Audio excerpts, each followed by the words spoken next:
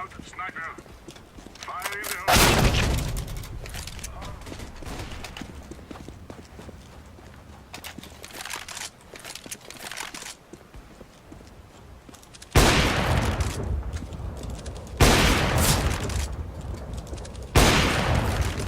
Secure that weapon. Watch out, sniper.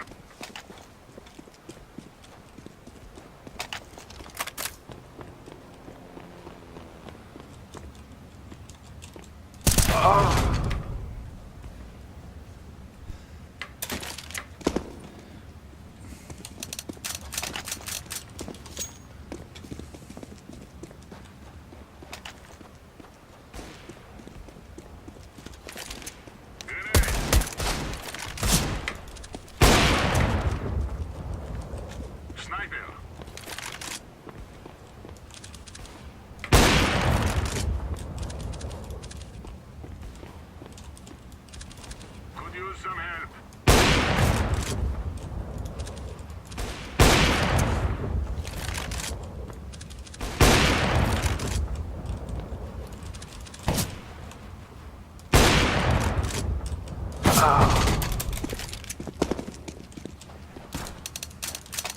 Anyone else hear that?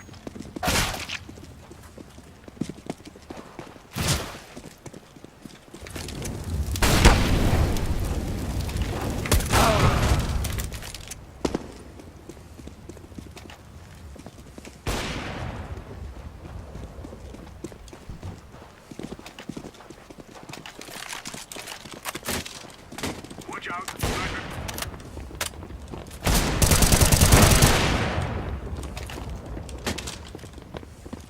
Throwing fire, sniper.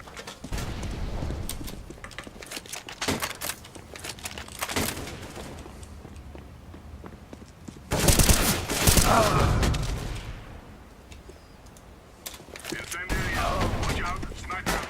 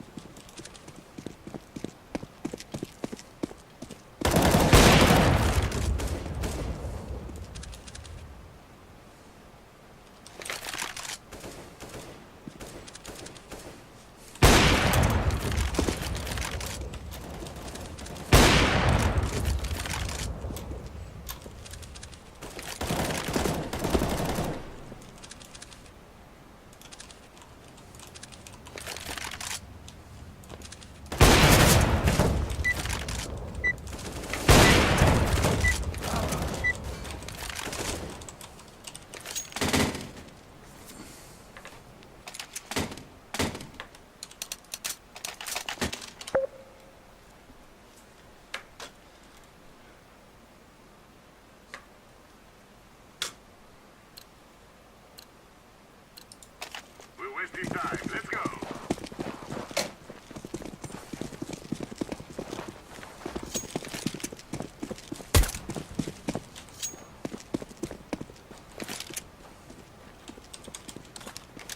What's your status?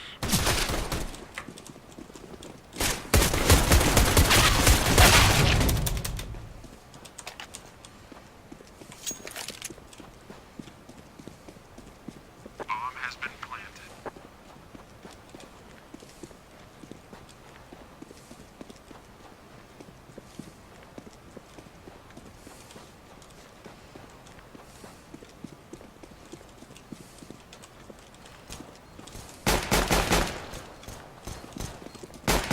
Terrorists win.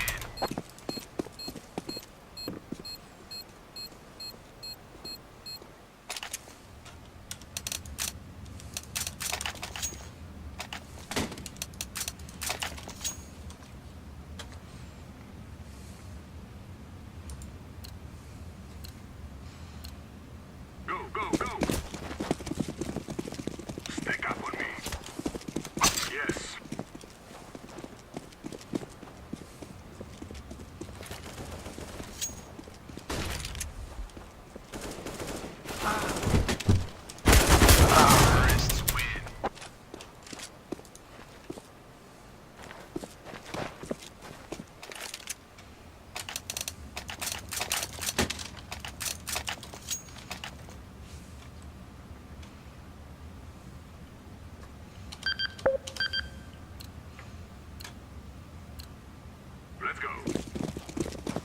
Don't rush, guys.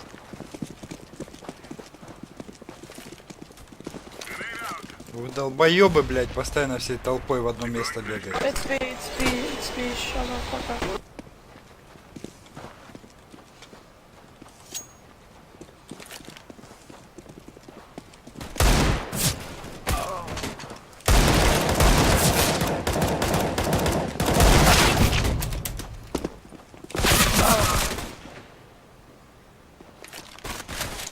Сука, да. Terrorists win.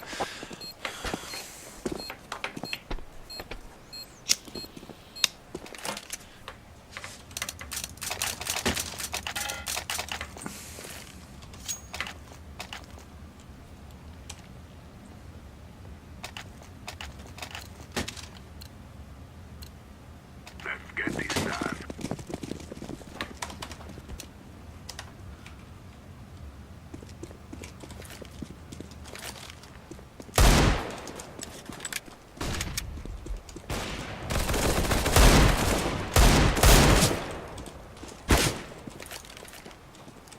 Grenade out.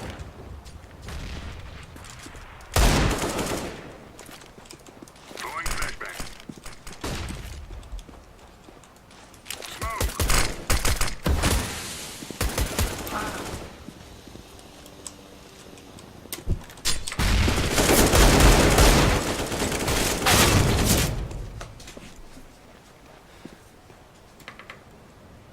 Terrorists win.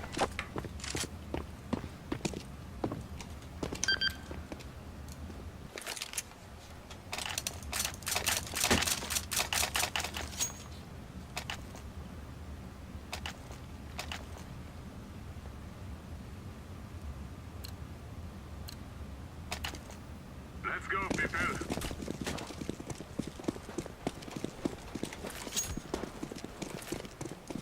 Fire in the hole.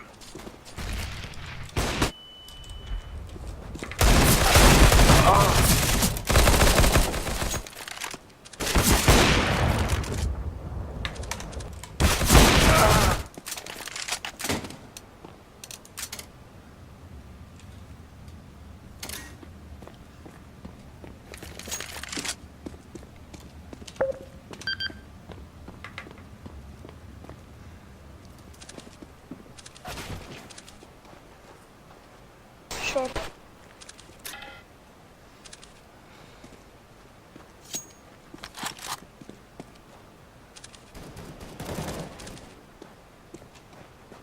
Sure. Fucking idiot. Right. Terrorists win.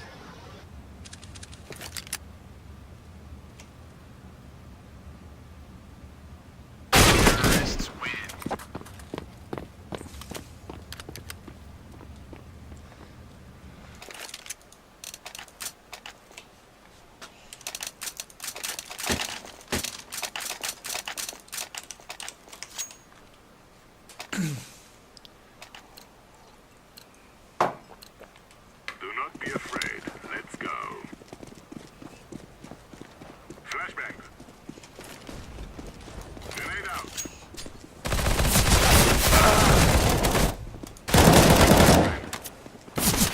Ты долбоёб желтый, блядь.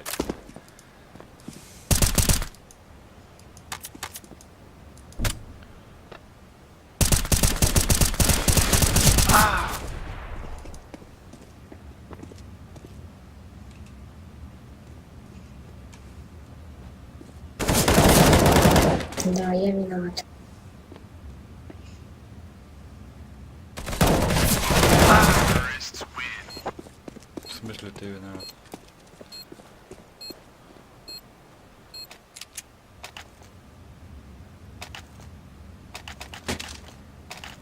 Все, в смысле ты виноват?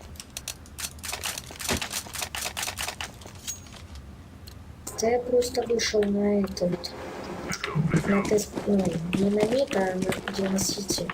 Меня с АВП убили. Если бы я остался живой. Deploying flashbang. Flashbang.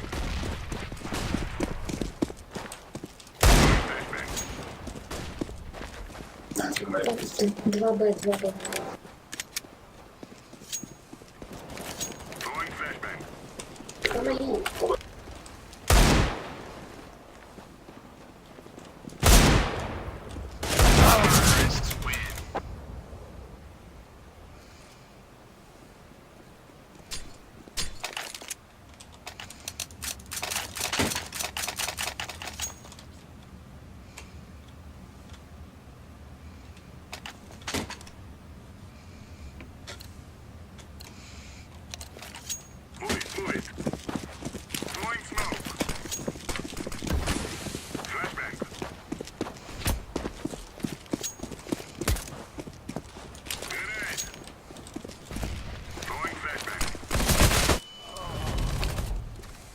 Желтый пидорас, я твой рот ебал. Это что за флешки, мразь, блядь?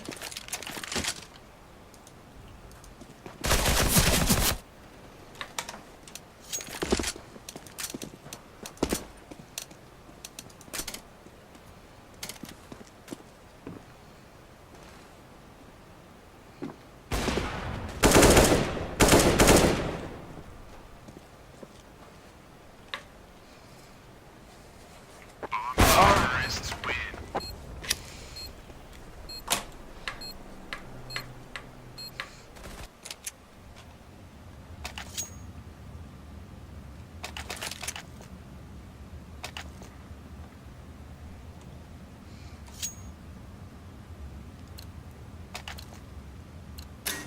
Move it, move it.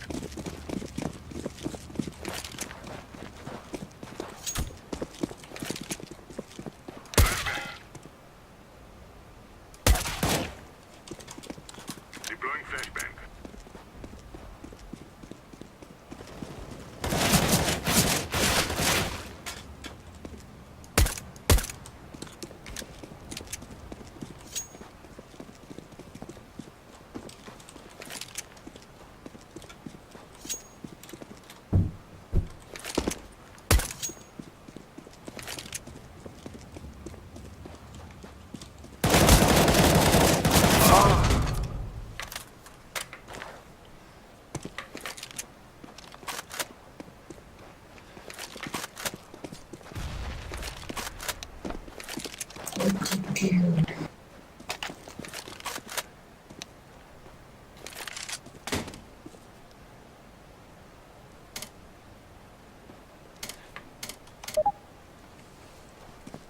Bomb has been planted.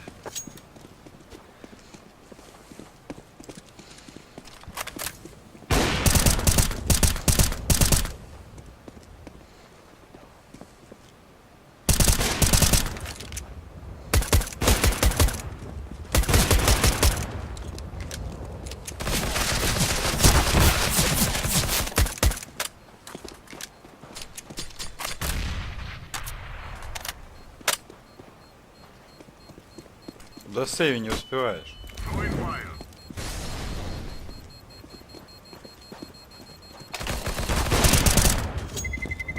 Terrorists win. Телефон я тебе отдам.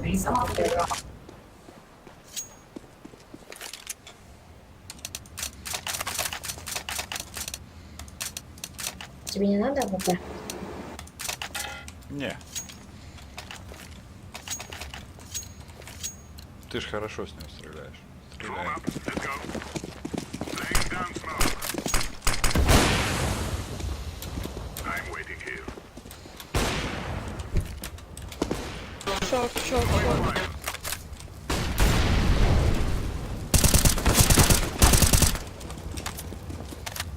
Two bad guys left. Ну, слипинг.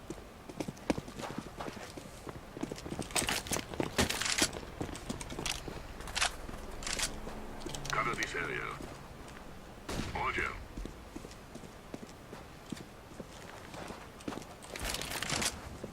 Upper mid. And right.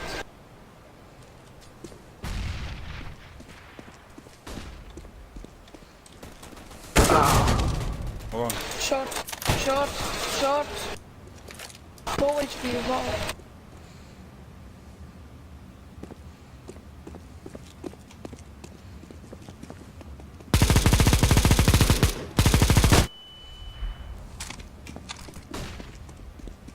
Very low HP, go, go, go, Russian. Wow.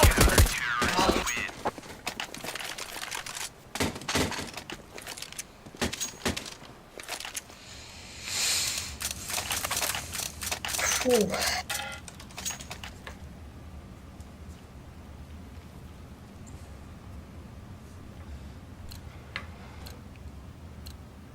We're wasting time. Let's go.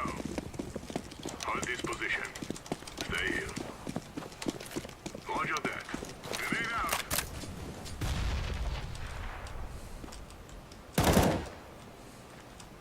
Three guys left. Сити. Throwing fire.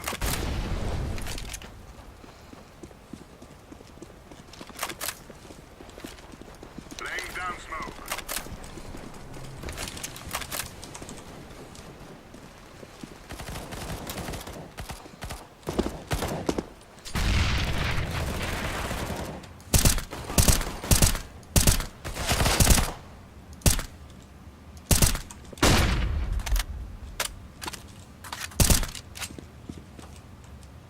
Bomb has been planted.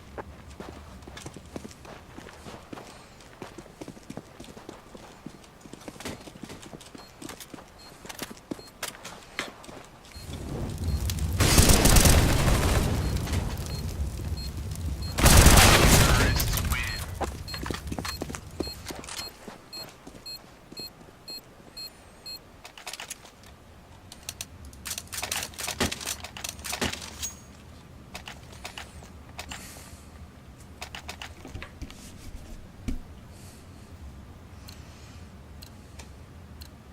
Info.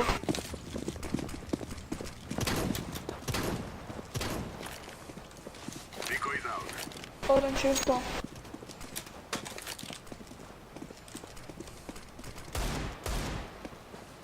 Reporting. Cover this area. Short. Short. Short.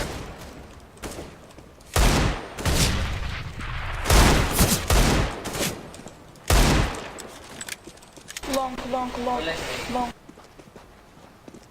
Save bomb. It's over. Scar.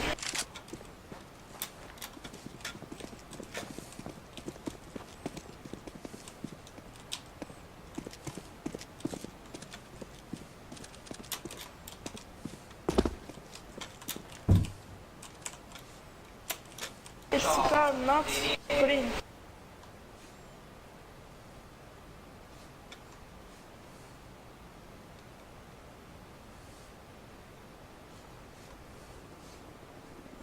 Watch window green. Shut up.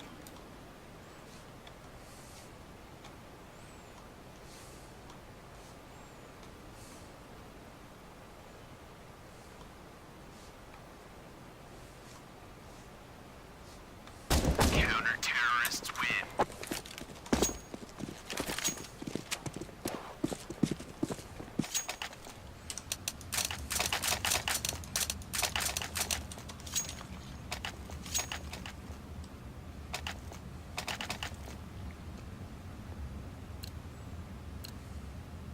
Info. Make space. Smoke. Stay here. Flashbang. Incendiary.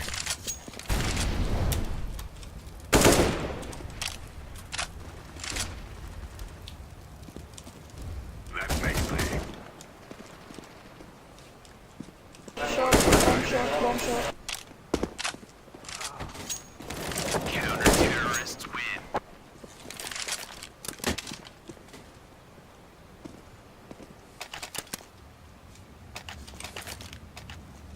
Спасибо.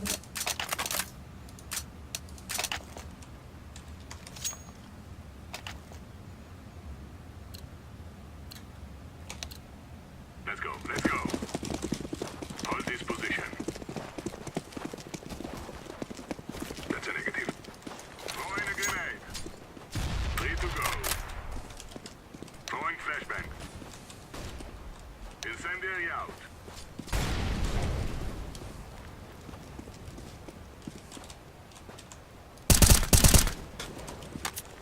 Nice. That makes one left.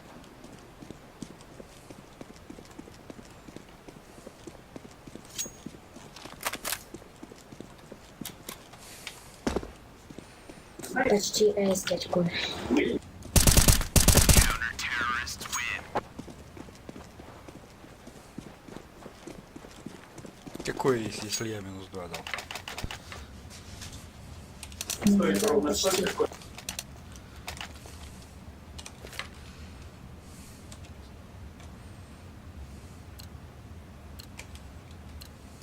Let's get this over with. Throwing smoke.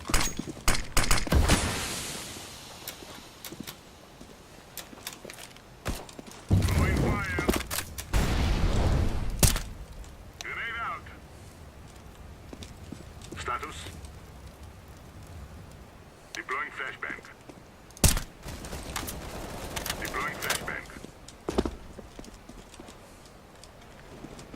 Скал 20.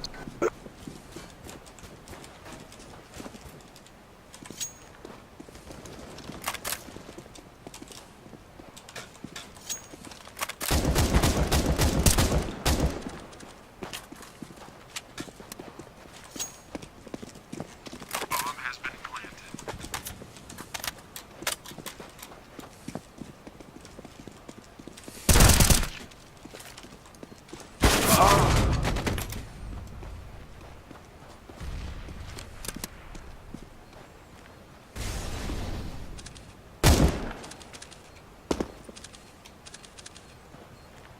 Он там возле Зиги слева где-то был.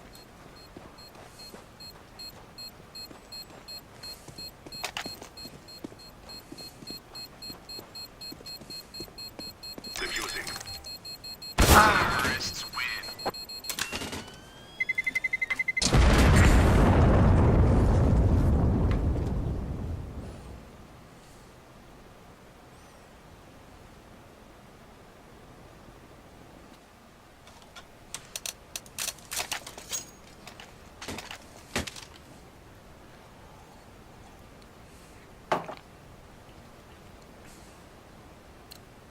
Куда побежал? HP. Hold here. Cover this area.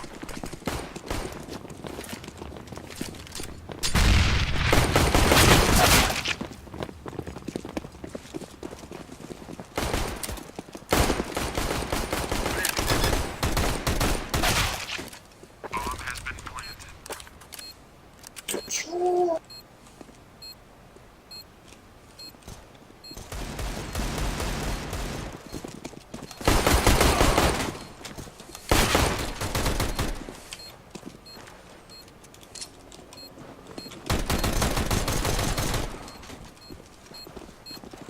Terrorists win.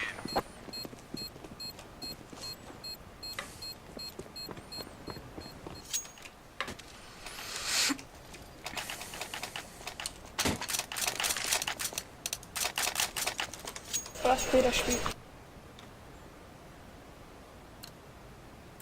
Я медленно буду смотреть. Let's go, my brothers.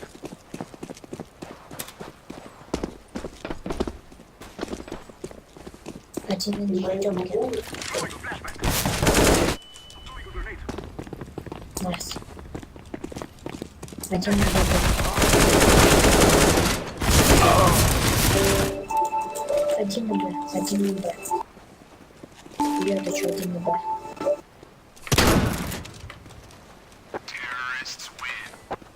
Planting. Bomb has been planted.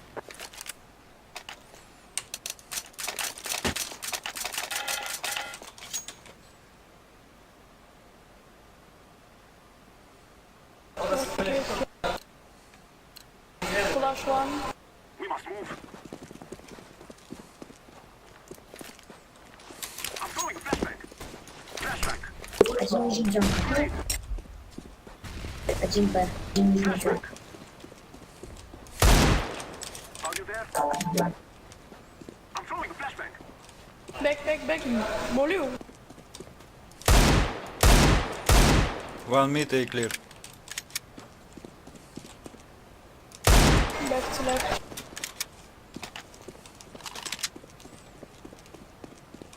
Сити. И clear. Throwing a flashback. This is right. Door. Come. Go HP. I am planting the bomb. Bomb has been planted.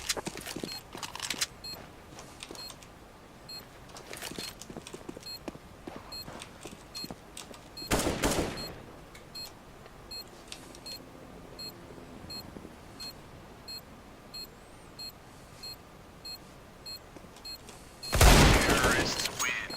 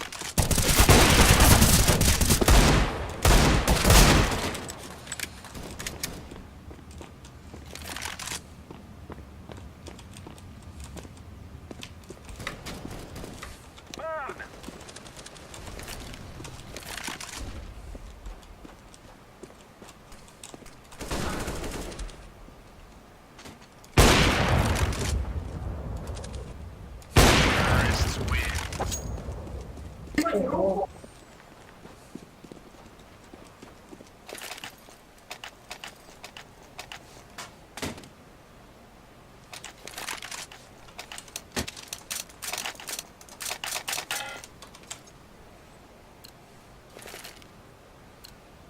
Come on, let's go.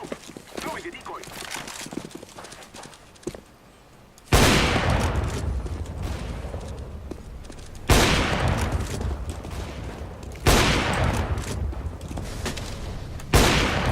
What do you see?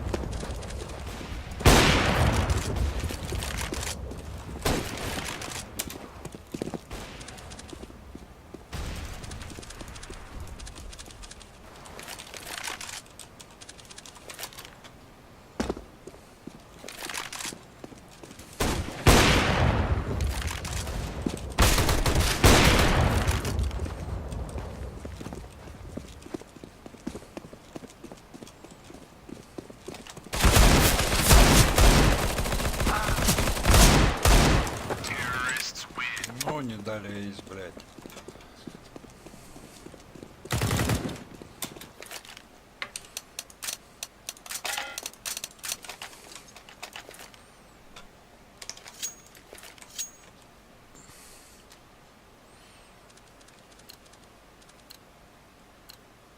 So that we may be free. I'm throwing flashback. Flashback.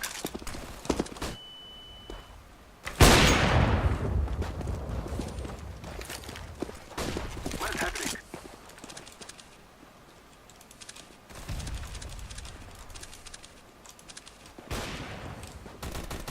Grenade! Grenade!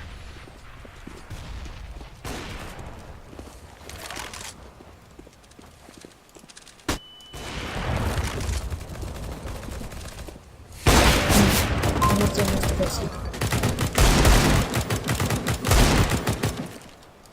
I'm throwing a grenade.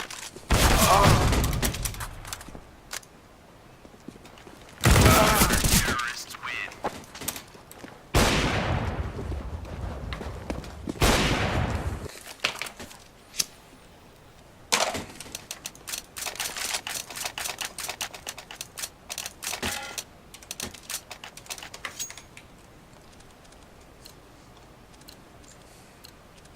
Go, go, go!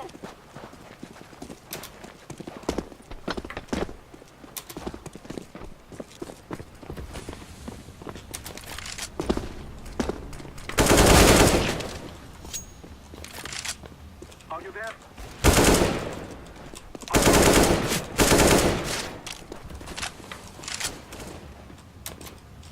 They are down.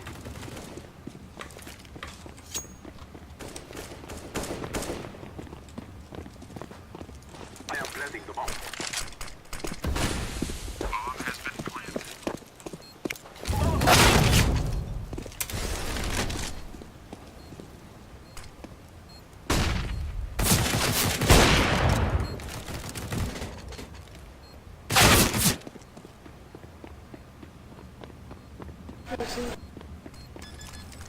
Smoke and right. Вон смоки дефьюз.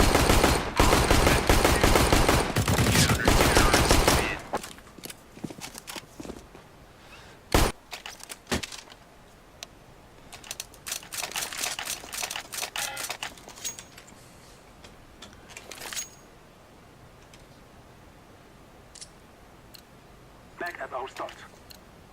Be safe. Let's go, my friends.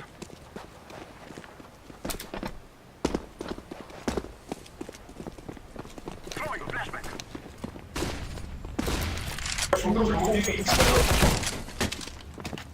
We've dropped the bomb.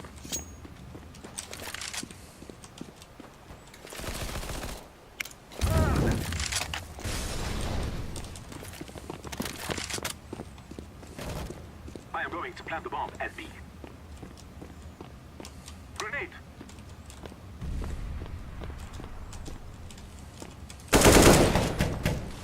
Throwing a flashback!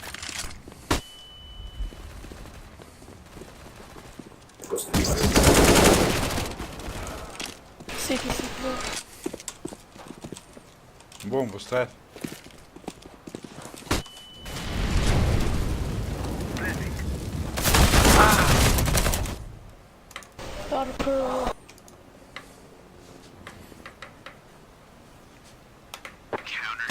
Terrorists win.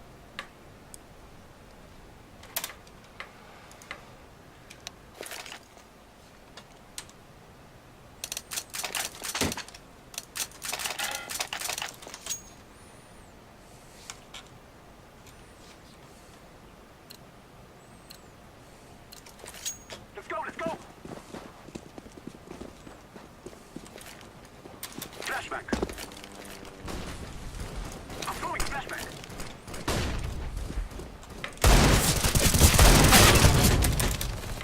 Check in.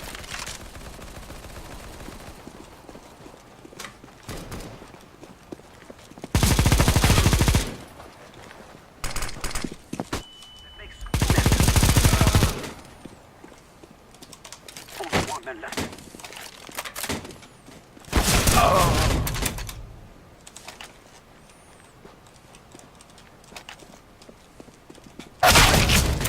Вот уёбок, I'm throwing блядь. flashback. В яме. Terrorists win.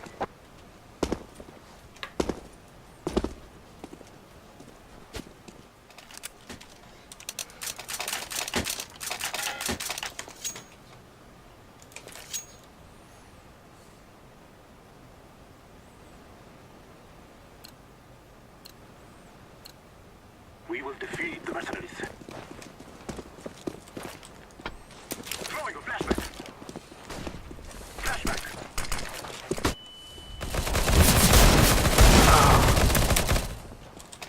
Grenade.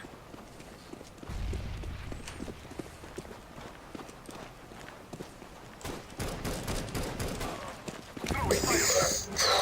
Ничего. 2 минуты. Какой же долбоёб этот фиолетовый. Terrorists win.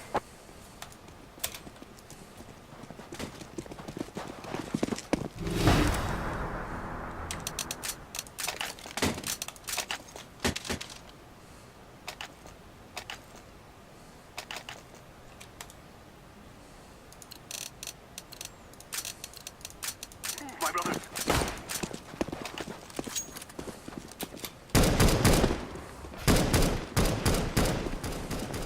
Throwing a flashback. Кстати.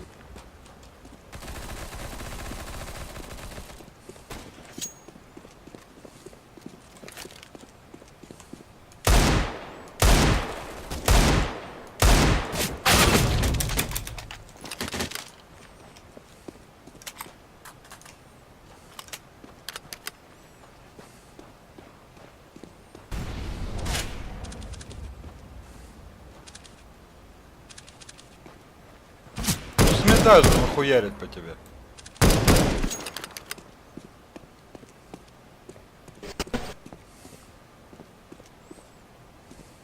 Terrorists win.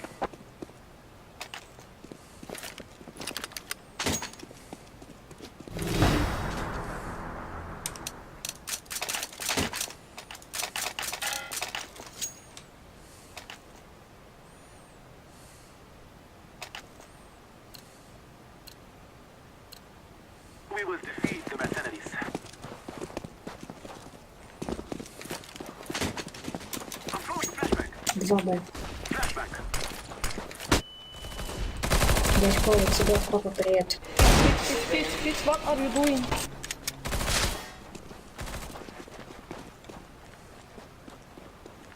Taking the bomb to A. Reported.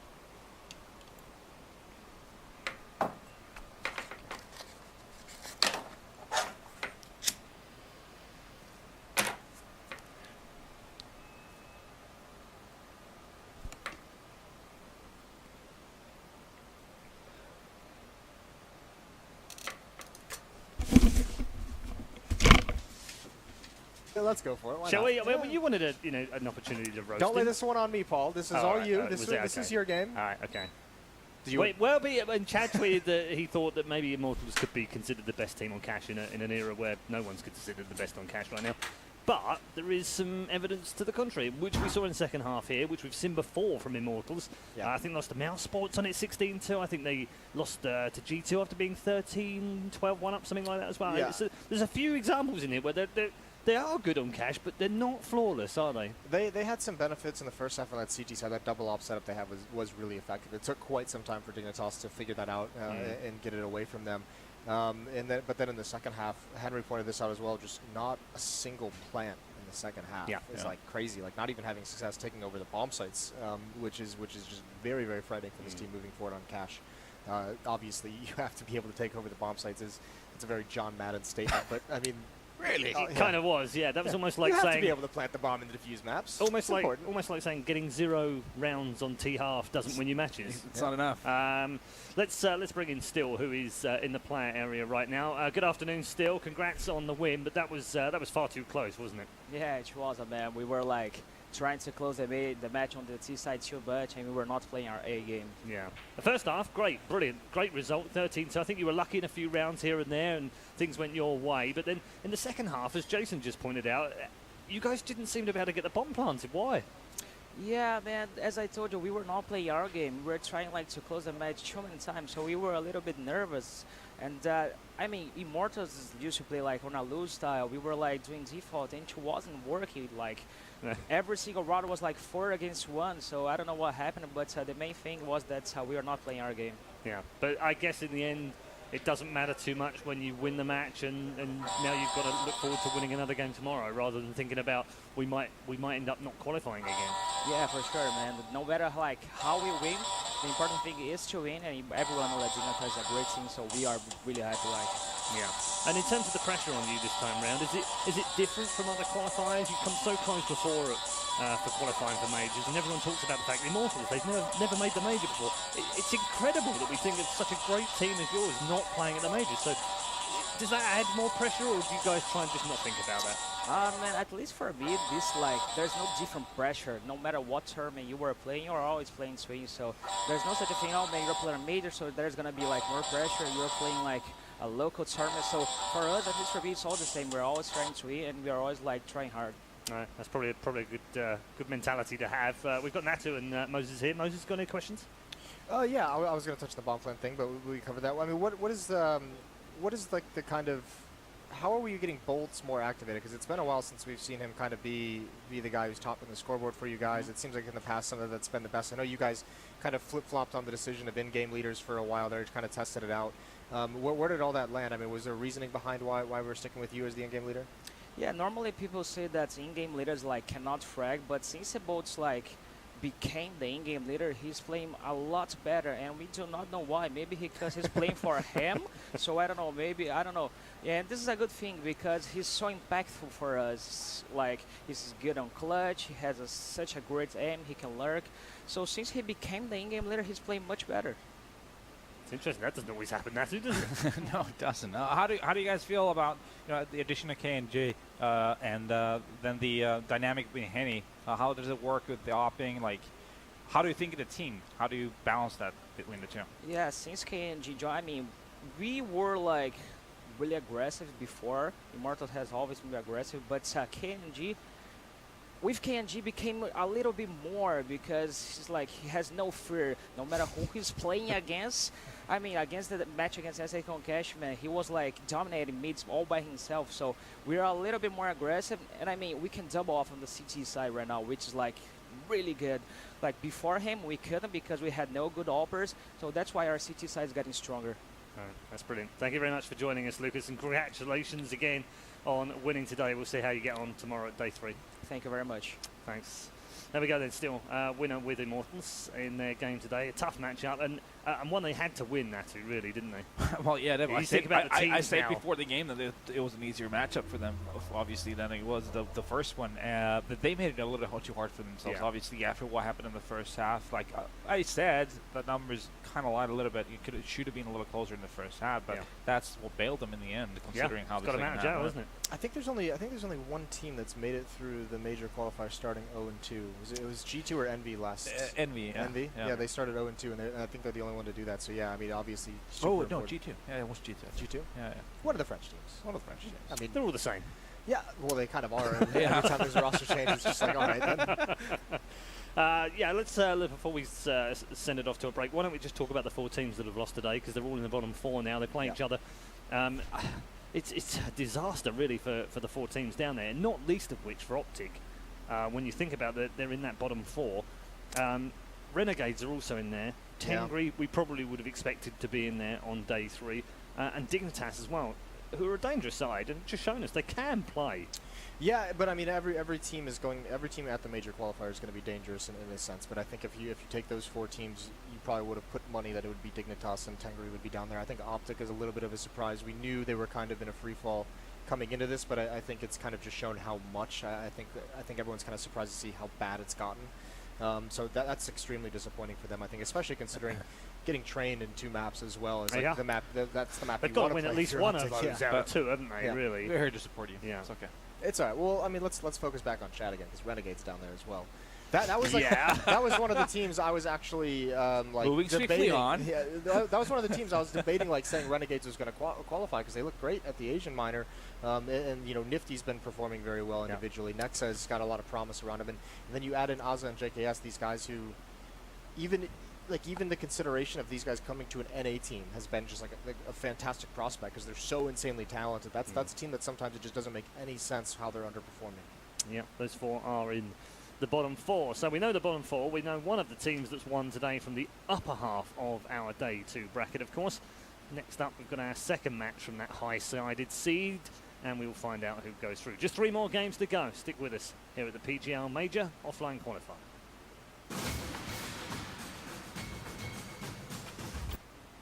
Coming up next, Flipside versus HR.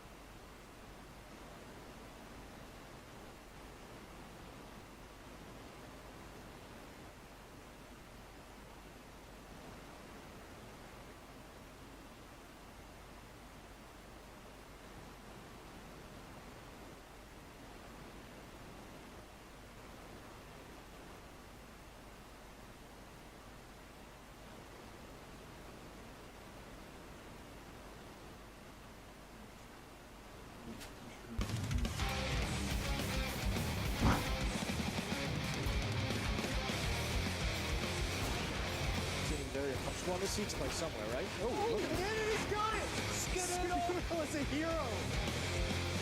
Away offers, so flashbang comes out, goes, what a clutch from KNG.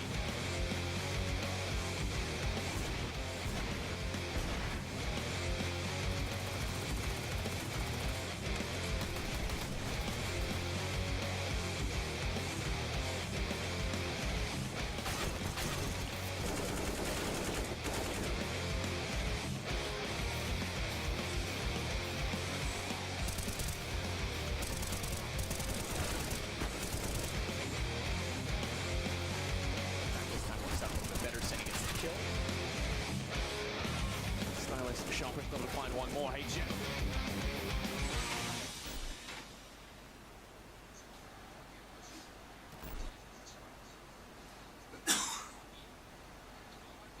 And a very warm welcome back to you to the PGL Major offline qualifier, the final step before we reach the PGL Major at Krakow in July. Of course, we're on day one right now, halfway through, and a little bit over halfway through actually, in terms of the matches today. We've had 8, of course, today to be played out, and we've played 5 already. We're going to turn our attention now to the higher seed teams, both of which won yesterday. But before we get into our 2 teams, let's catch up with Blade from Flipside first. My name is Andriy Grodensky, my nickname is Blade. I'm playing for Flipside Tactics. Lately we've been practicing a lot. We decided to skip little and small leagues and not to participate there, and focused on our preparation, on our own game to improve different aspects in the game. That was the main thing that we did lately. We were trying to improve our communication, team play, post-game situation, a lot of stuff like setups on CT, defense, and of course some new approach on T side, and so on and so on. At the moment, players are in a good shape, but I think they can be even better.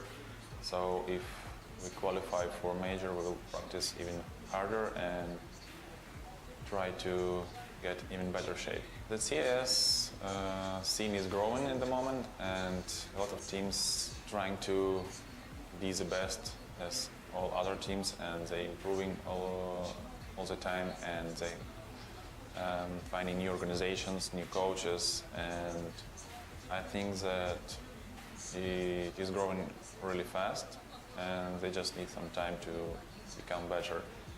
Such teams like Vega and Tengri, they have really incredible individual skills. They just need some experience and some good in-game leaders, coaches.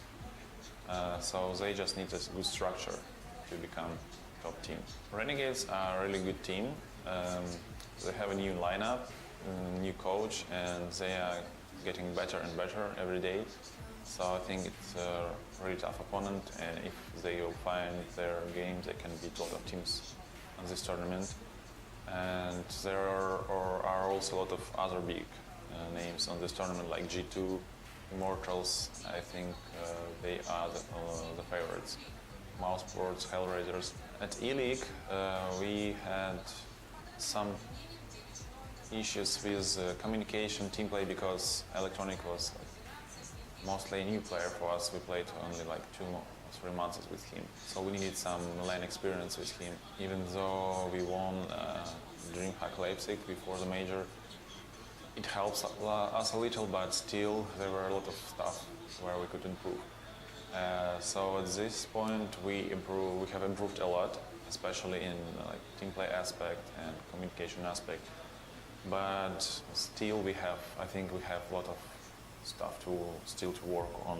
I like this Swiss format. I like the best of 1 matches because you can prepare yourself for a specific opponent, for a specific map, and it also very nice that in best of 1 every clutch, every moment matters, so you need to be focused on 100%.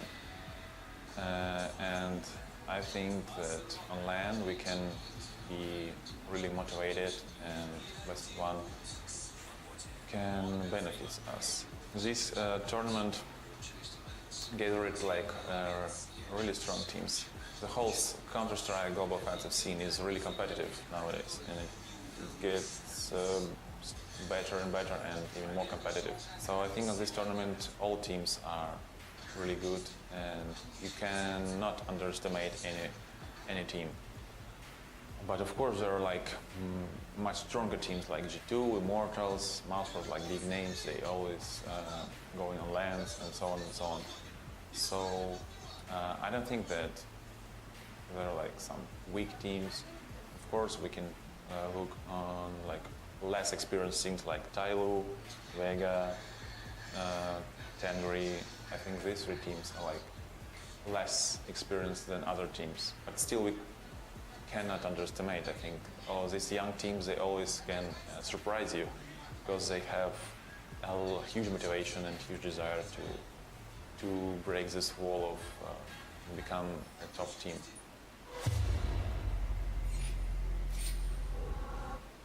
The words from the captain and in-game leader of Flipside, of course. Blade there made some fairly good points. Let's check him up with our panel members once more. Yanko and Nato are back with us. Yanko made some fairly standard points in there. I think nothing we didn't already know. I think the only key thing here is that Automatic has now had that 6 months with the team. So, presumably, sorry, Electronics. Always get confused with those two. So presumably that excuse is no longer there. If that was an excuse, of course, because he said they quite rightly did well then at DreamHack Leipzig, which wasn't that far away from E-League at the time. So they've kind of had a lot of time to work on it. We haven't seen them play too many leagues. He made the point that they didn't want to go in for little leagues, I think, or small leagues. Yeah, so they've got to deliver now. Yeah, definitely. They wanted to focus more on preparation, integrating Electronic fully into the lineup, you know, kind of getting rid of those communication issues and maybe some misunderstandings that would have been there before. But it goes both ways. Sometimes it's just good to have official games, even if it's a league, you know, even if you don't expect to win it, perhaps you want to use it just to test stuff. Sometimes it might be a good idea just to throw in some official games to see where you're at, because if it's a long time since you played an official game and you've been trying out new stuff, sure, in practice you maybe have a picture of, you know, what works best for you, but it's always different in a competitive environment. We heard him yesterday as well in the interview saying that it wasn't the best yesterday. They were a bit messy in places, they're a bit rusty, there was some nerves even creeping in, which you don't normally associate with a team as experienced as this, with the kind of people they've got, but they were nervous yesterday because they were bouncing back to land. So presumably that's all done, the cobwebs are brushed off now, and today they come out fighting. They do, and an interesting battle for them as well, considering it's a kind of a clash of different styles as well, an approach to the game. Flipside are a very tactical, methodical team, and then you have HR who are very upfront, you could say, aggressive kind of a style, in your face style. Yes. So that is an interesting kind of a matchup in that sense as well. And these teams did meet up. The last time they met up online was actually a major qualifier last year for the Cologne major in a deciding game. Yep. Flipside came out on top of that one. So, yeah, it's been since then that they've actually been met in a really, really important match. And that feeling might just be festering for Hellraisers. They finally get a chance now, 6 months later, to come and get some revenge. Let's talk about Hellraisers. It's been an interesting little road already for them, because they seem to have been grouped with their brethren from the same region, as it were. I know that, you know, a couple of Slovaks and Hungarian in it, but they are considered to be that kind of Eastern European CIS kind of region team, and here they are, having played Vega. They've now got to play Flipside. Do you think that's good for them or bad for them?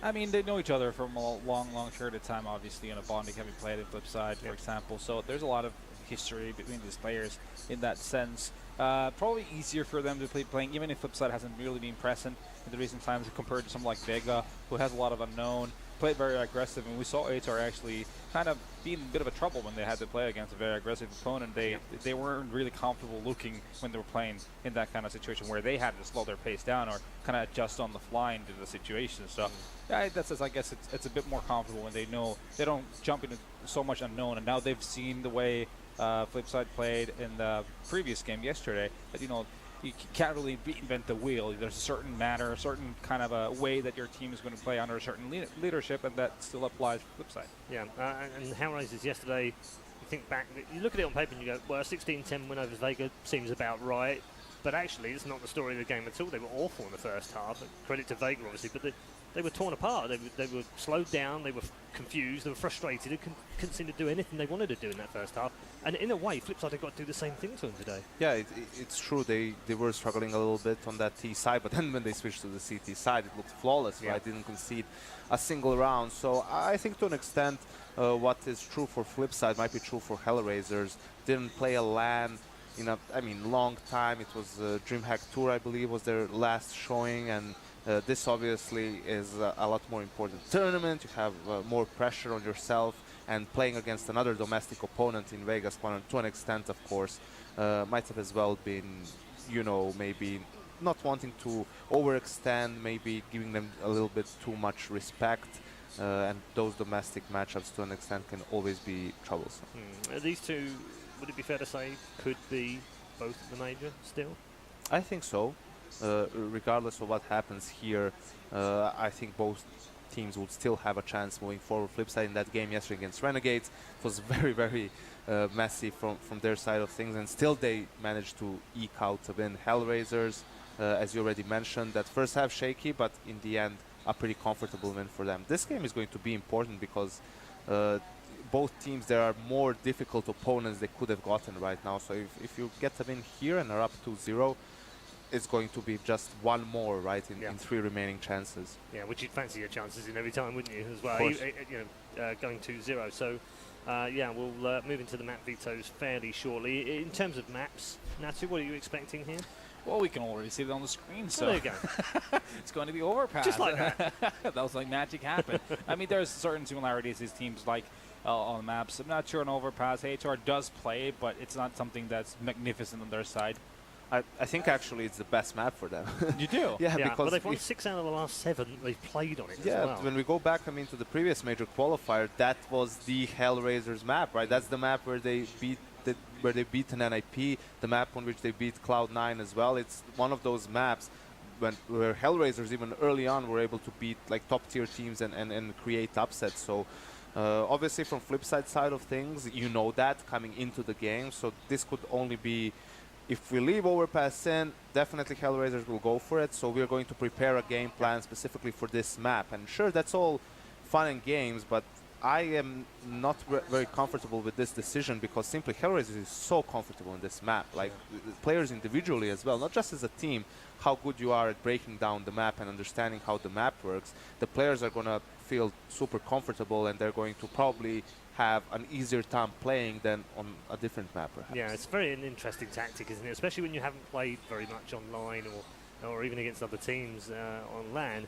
that you're quite confident that you can take the team on a good map like that. Yeah. What's the thinking behind it? Is it that you can think, well, they're not going to expect us to want to play it?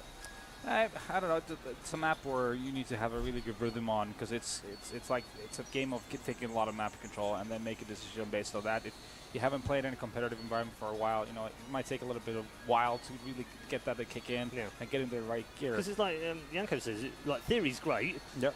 But practice is totally different, and matches are totally different again. They are always very different. Having had that experience myself, not played while in a tournament, but yeah, you go into practice and things might work out. But then teams are good at adapting, and they're not practicing their things in the practice game, so it becomes a totally different ballgame. And also one thing is laying out a game plan and knowing which tactics you want to go for perhaps. But another thing is individually, as I was saying, meaning that the player is more comfortable. That means maybe probably communication is going to be much better on point. Players are going to have an easier time coming up with ideas on the fly, how to react. Flash me in here, let's go together, here, let's try and make a move. And that's something that you really cannot anti-strat for, or you cannot prepare. That's something that you gain with playing the map a lot and simply being successful on it. Key players for both sides. Let's pick out one to talk about. Yanko, take Hellraisers. Bondic had a good game yesterday. They were saying that he used to be the carry, he used to help them across the line and had done in previous teams when he played with them. Had a big game yesterday, and another one today. That would help, but for me it's actually Dead Fox here, because with the AWP, especially if you're going to have a single opper most of the time, Overpass is a map where you can move him around a lot and put him in different positions to create an opening. It's going to be interesting to see if he will be able to do so against a Flipside team, which is known to be very methodical and careful in their defaults to prevent that from happening. So him having a good game will have a lot impact. Okay, and that's it, flip side? Yeah, similar for flip side. It's World Edit, really. He's the kind of guy that can, at his day, really be a difference maker. Very. Anders? Anders, what are you doing here? You're not supposed to be here. But yeah, World Edit definitely is the guy. He's the type of dude that unfortunately has his way too many off days, but when he's on his on day, things happen. The world really does get edited. It does get completely edited. As you can see, the players in a huddle of their own right now, in a world of their own, some might say, as they get ready for their particular matchup. Let's say hello to our commentary team. They are waiting in the commentary booth right now. It is Dan and James. Good afternoon. Welcome back to the commentary booth. Are you on the Anders hype train? Because I saw earlier Lurpis put out a poll, which looked mildly rigged, I admit, but it went 100% as Markelov should start AWPing again. I think it's more of an Anders fat train than hype train at this point, because I really think the normal train has come and gone, and Anders is definitely on this one. And no one wants to get on that train. Right. so basically Anders is on the coal train just behind, just shoveling coal in, trying to keep up. He's in a dark room. On a train on his own. I heard he was in the bath right now. I don't know if that's true. Let's not go there. Dan, you can continue from And on that note, you guys can get us into the game. All right, yeah, it's an interesting one. Flipside and Hellraiser is obviously Flipside before they said, basically, you know, they've dropped out of everything. They have the full focus on this tournament. Overpass to me was always a map where they were always very prepared, and it always felt like it was a great map for Blade's tactical approach to really shine through. I mean, do you feel like that's going to give them an edge in this one? Well, I mean, you know, you and I have been fans of Blade since he was back in that team and had those awesome nuke strats, among other things. And, you know, it was, I think his interview yesterday was very revealing in that he said, you know, they asked him, why don't you're in like a 5 versus 3 or something, why don't you just go to the site together? He's like, yeah, I want to do that. And I'm like, okay, let's go in. And one person says, yeah, I'll fake beat. It's like, you got to have control of your team, man. That's madness. And like, he has, when you see him at big tournaments, he has pads, he has wads of paper. Hopefully they're not just, you know, poems. But he's a strategist. He is somebody who, if his team will allow him, he can really put them in a position to win. So if people aren't paying attention, then they will defeat themselves, as we have seen in the past. Yeah, it's a really weird one, isn't it? I mean, you just don't expect to have that kind of answer in an interview. I was quite puzzled. That's matchmaking too. It's like everyone's like, okay, what do we do? Someone says, let's go A, and then someone's like, yeah, I'll fake B. No! Well, we'll see what Hellraiser's call is. This was always an amazing map. I always recall just Angel having a beast of a game every time I saw him in Overpass. So really curious about this one. I think it's going to be a pretty even matchup between these two teams as we wait and see what Hellraisers decide to do as far as their choice on a bomb site is. And it looks as though they're going to be going in towards the sewers after making a lot of noise towards Connector.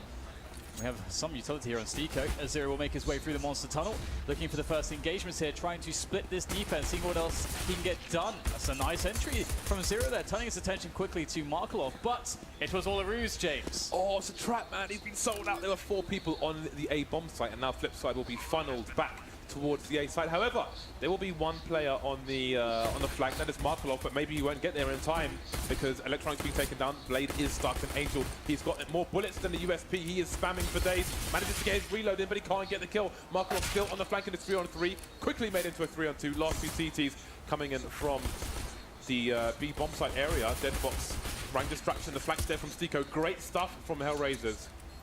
Well, that it has a lot to do. He has a kit, but really, it should be impossible for him. They don't need to all peek. They could go for a multi-peek, but they'll just kill time instead, and then Dead Fox will get the last frag of the round. Hellraisers 1-0. Yeah, really nice start to the round. I do actually like that they decided to send Zero alone towards B. Obviously, there's going to be spots where he gets nothing done there, but it's more or less just that I think in a pistol round, the CTs are very antsy, it's very easy to almost overreact and want to kind of over-rotate. So they kind of tried to use that against Flipside to get themselves on that A bomb site. Worked the tree, got the guaranteed bomb plant. Now we see the AKs are out. UMP there for Bondik and a Galil for Steeko. So not opting to go for too many SMGs here, which is quite interesting. And you would expect to see a round play out where they focus on the longer ranges in the map. So Toilers, the A-long area, is usually where you would probably run an anti-force by anyway. So would imagine they'll try to finish the round there after they start to poke. Their initial poking and prodding is done, and they can figure out whether or not Flipside want to get aggressive early. And we can see flip sides. I like that positioning around sewers actually. It does allow for fast rotation to connector. But here it is, we'll have Electron going for a peek, actually gets one, and there's a second as well. And the bomb. Okay, James, this has not gone too well here for Hellraisers. How can they save this one? Can we just note that there was a flash perfectly through the window in case Electronic was getting pushed from the back as well. And it's a scary approach from Hellraisers through connector, because often on a force buy from the CTs, you can have lots of people in connector causing problems, and he got those kills on his own, so that was an unknown, which has been cleared up by Hellraisers. 45 seconds for them to correct these issues. And maybe what it will be the bait. Oh, Angel caught on a reload. Perfect timing from Blade.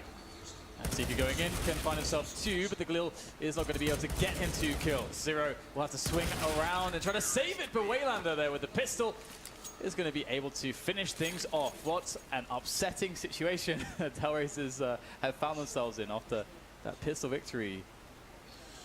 Indeed, success was very brief. Now we question if Flipside can capitalize on these advantages. FAMAS is coming out. Waylander with the AK, ding dong. Electronic ringing the bells above connector. And to get 2 kills in that position on your own from connector, again, so scary for Hellraiser to try and capitalize. But it's really nice to see that pop flash from Flipside just in case somebody was trying to push Electronic through connector. That is great to see from them, a team who clearly don't always have the best coordination. Pop flashes from the CT side will yield them 3 kills. That's a great start to an anti-eco round or anti-force buy round. Yeah, it is, and now it's pretty much a simple case of just find the last player. Blade will go ahead and do that, and 5 players will survive. An ideal situation for Flipside, and on the CT side too, it's just so nice to be able to get your economy off to a good start. Be able to pull the orbs out as soon as you want, and be able to do so when you have enough nades to back them up as well. And you also, I think, have a clearer picture of your opponent's economy, you know, what kind of buys they're going to go for when you're landing yourself in a situation like this early on. So I think that's ideal for a man like Blade to make the calls, but man like Blade, we'll see whether or not that will be the case, and whether Hellraisers have some tricks up their sleeves to try and get rid of this, all the money that's starting to accumulate on Flipside. I would imagine that this round will be fairly quick though. Hellraisers kind of splitting up, like almost as though it's like a gun round default here, but they only have Glocks and no armor, so hard times ahead. Yeah, you might hope it's a quick one, but often Glock rounds tends to be painstakingly slow and don't really get very far. Glocks versus armor is not a cakewalk by any means. In fact, there's no cake in sight whatsoever. It's more dry and arid, like a biscuit or a cracker, perhaps. Cake is a lie. Cake is a lie. No. Ooh, okay. This would be really sick if Mono can get a knife here as well. And maybe steal the gun away, get some extra information, maybe get a follow-up kill here. And ooh, there it is! In the back. Gets himself the knife. That's also a pickup of the FAMAS in the back, and you can see that he's going to take down Blade there. And all of a sudden, Bondic has created issues. He's even got a smoke here to play off of if he really wants to use that. And the only issue is he has no Kevlar. So he has to get the first bullet connected. He won't do so, but to get 2 kills, one of which being a knife frag, that's beast. That's amazing work there. That is far more than you could hope for on a Glock round to get a knife kill. How do you get a knife kill on a Glock round? Oh, he just walked all the way up long, man. No one was looking at long. What is the science behind that? That is absolutely bananas. A precision incision from Bondic. That is bonus money and then some. Awkward for the CT side because you see the possession of the balloon area for the Ts. The CTs have to face both ways. With the Glock, from some ranges, he would have to shoot them in the head 3 times to kill them. I know, I've been there. Anyway, both teams on the buy. Well did it on the AWP. More a Skadoodle-esque AWPer than, say, a more aggressive style.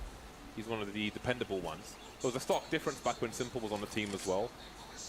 Like night and day. I've been enjoying Stiko's development as a player. I mean, we first took note of him back in when he kind of broke into FPL like a couple of years back. And we'll see some poking coming there on towards A long. The utility here is starting to run fairly low for Hellraisers, so they're finding themselves at a point in the round where they kind of have to go for it with the utility that they have, the positions that they have, and perhaps the entries as well. But some good counter utility utilized by Flipside will actually slow down the efforts of Hellraisers on their approach to that B-bomb site. So they're going to have to rethink this one. They still have 3 smokes left and 2 Molotovs. They didn't commit fully after Zero did get that pick off. And in this 4 versus 4, still a good chance for them to open up that A-bomb sites. Flipside have got fairly passive positions. The first man to worry about is going to be Electronic towards the toilets area. Another smoke from him, so 30 seconds remain, and will Hellraisers have enough time? That's the question. Flip side, no one is pushing Monster at the moment, but I don't know if anybody's through Monster. Electronic just standing in the smoke. Blade left in the B bomb site, while there might be a rotation from the CTs. Absolute madness. Where does that kill come from? I have no idea. Oh, wasn't it? He's doing this job. Bomb cannot quite get planted right now, and time is running out. The numbers are in the red. 6 seconds. No choice but to go down fighting. 3 players surviving for Flipside is not bad on the first fire round for both teams. And Miyanko spoke about the strength of Overpass for Hellraisers, but I have to say, at least in terms of support from teammate to teammate, Flipside have looked really coordinated. There's been lots of very quick pop flashes, or counter flashes if you will, for respective teammates in various positions which have yielded them results or information. So hopefully that will continue and we'll have a nice map on our hands. For now though, Hellraisers will be on the eco. Yeah, and I think, you know, and that last round pays largely to the fact that Flipside are very good at sort of seeing what was happening for Hellraisers and just getting the utility down just in time to basically make it a pretty bad play for Hellraisers to commit. And then Hellraisers were like, well, plan A didn't work, plan B didn't work. What are we left with now? We'll see a quick rush in onto this B-bomb site. They're going to hope for some frags here at bomb plant as well. And I don't think they'll manage to win the round, but we'll see what they can do. The chaos, the madness with the Tech 9s can always provide problems. The bomb will go down and some frags are coming into play. Electronic in from the back though with the MP9. Gets himself a couple nice frags there. Third one in fact, as Angel will finally fall by the water. And that will be the defuse coming in for Flipside. A very nice retake. Those situations can get a bit out of hand, and almost did. But a 5-1 will be the score as Flipside start to control the situation once again. Bonus money, MP9 kills, throw it away afterwards, pick up an M4. Perfect for Electronic at the very least. 7 kills, as is the in-game leader Blade, also on 7, but Markelov, Lord Markelov, as far as Anders is concerned, is leading the charge with 8 kills. Nice. 5-1. Dead Fox now joins the AWP club. And this aggressive setup here from Flipside could be quite interesting as Markov is looking for a good moment to go in. Obviously, he can support his teammates who've got, I believe, Electronic by the fountain, waiting very patiently. It's a nice angle that he's playing with there, but of course he can be pushed. So you have to be really careful on how you operate this setup. There it is. Beautiful stuff from Electronic. Goes for a second as well. And that is the cue for Welded and Markelov to also make their move. And it will be fantastic. This aggression has essentially won the round, at least given Flipside Tactics a very strong chance to do so. A 5 versus 2. Obviously, they were having some trouble closing rounds down with big advantages on the men just yesterday. Still won the game, though, on Overpass.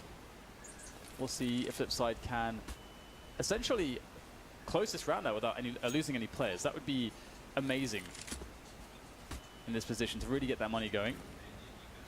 Hellraiser's in this horrible spot where they just have to more or less take insane risks. They don't have the utility to safely clear everything. They don't have the players to do so either. Just have to pick some spots and just go for it and hope for the best. They will split up as well. Trying to take some 1v1s. Nice shot there from Zero. Finds Blade. Still 4 to go and 20 seconds to plant. They've got to get their skates on. I think Angel may have just about been spotted with the bomb on long. I think there was a shoulder peek which gave enough information. Waylander staying in short B. I know he's going for the flank now with 6 seconds remaining. 4, 3. The bomb cannot get planted, so what do you do? The flank is coming, they're running away. Will it be the 2-man spray down? Zero forced to hide in the smoke, but even that won't be enough. Hellraiser's off to a really bad start here on Overpass. Oh, God. 2 players dying after time. That hurts, man. That really hurts. On the plus side, they're at maximum loss bonus, so they can still muster something in the coming round. Pistols being purchased by the Hellraisers side, and Bondik is AK-47 and full armor, which leaves him with about 2,600.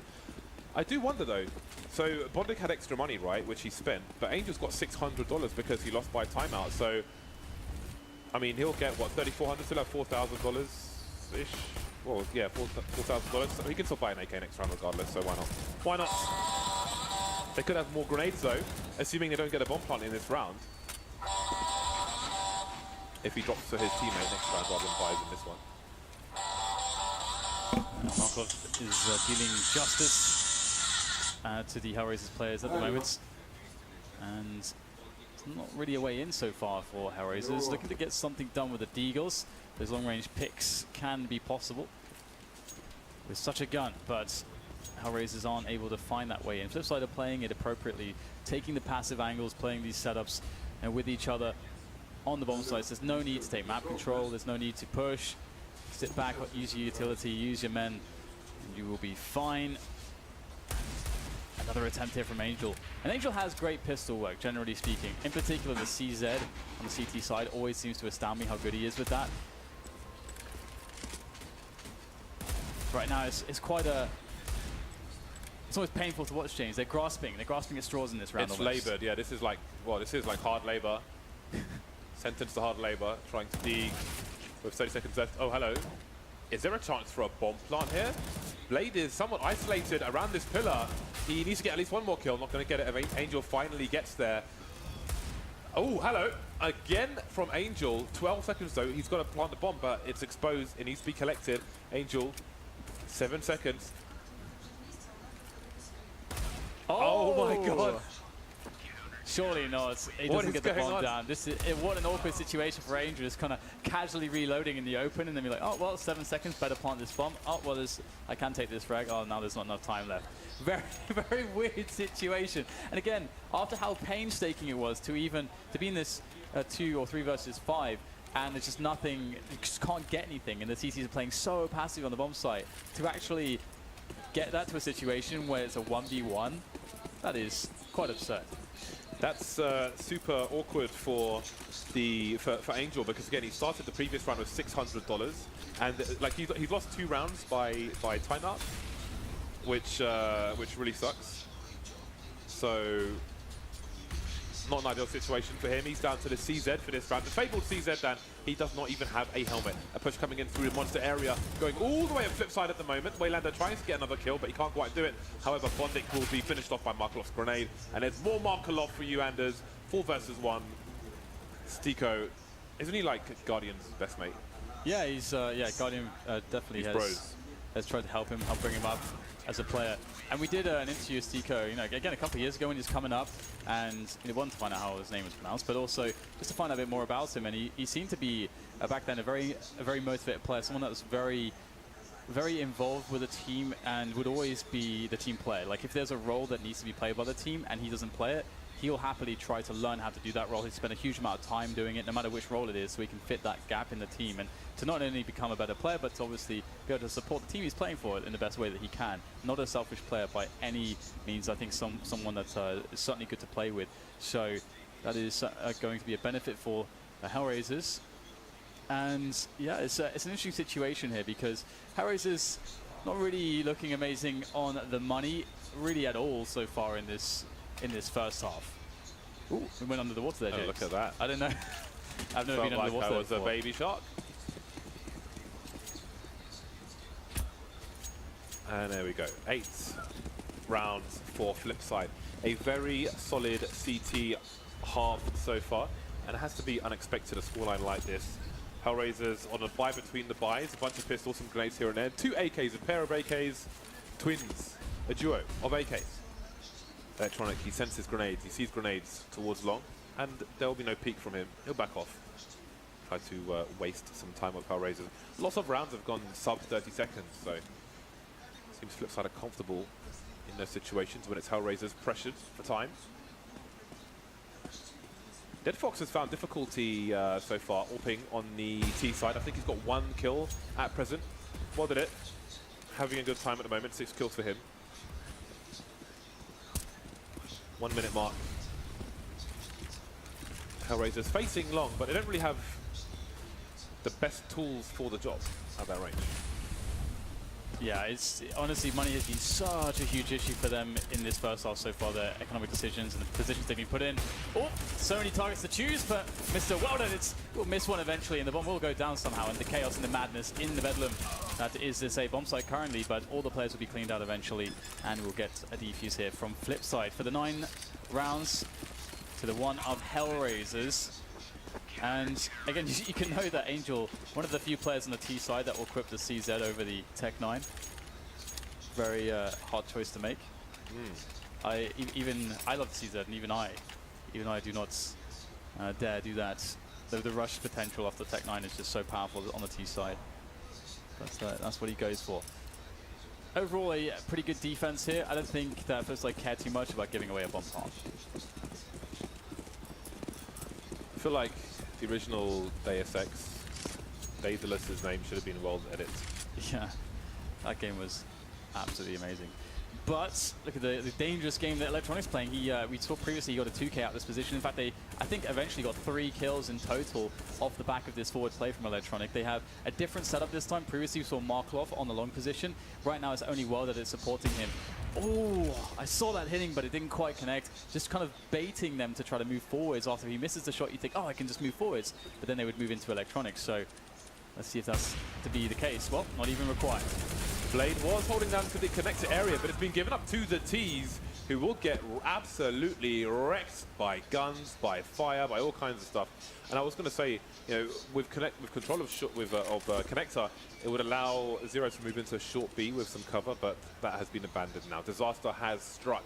9-1. It's been an earthquake, and all that's left through the rubble is Dead Fox and Zero. Dead Fox with 1 kill on this AWP. It really has not been working for him in this T half. So, with the numbers down, with the chips down, how is it going to work for him now?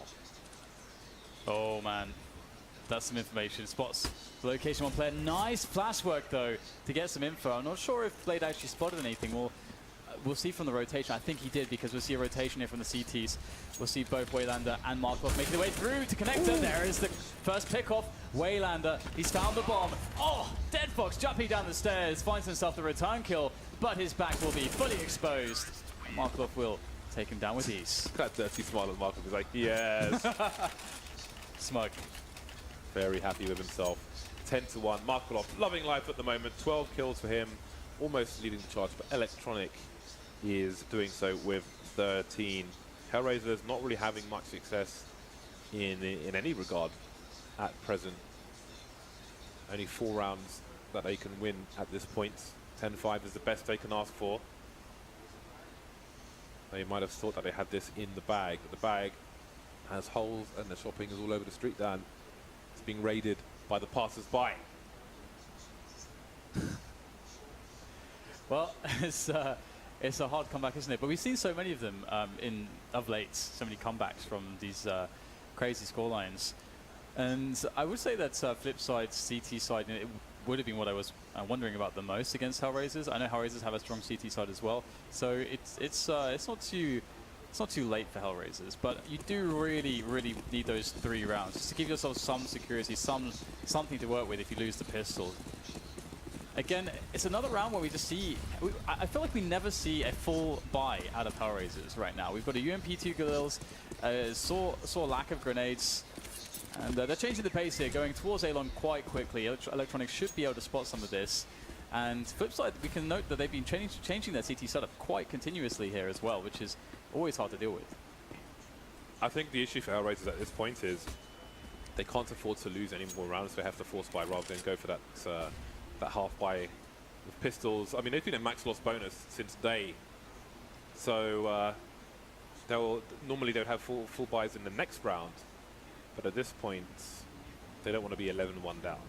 They don't want 11-4 to be the best that they can hope for. They want and need and must have all the remaining rounds. Where are the CTs? That's the question. Waylander spotted towards Optimus, and Electronic will offer support while Waylander runs this fraction. 2 kills for him. Only 1 in response from Hellraisers. 1 versus 4 for Angel, wondering what on earth is going on.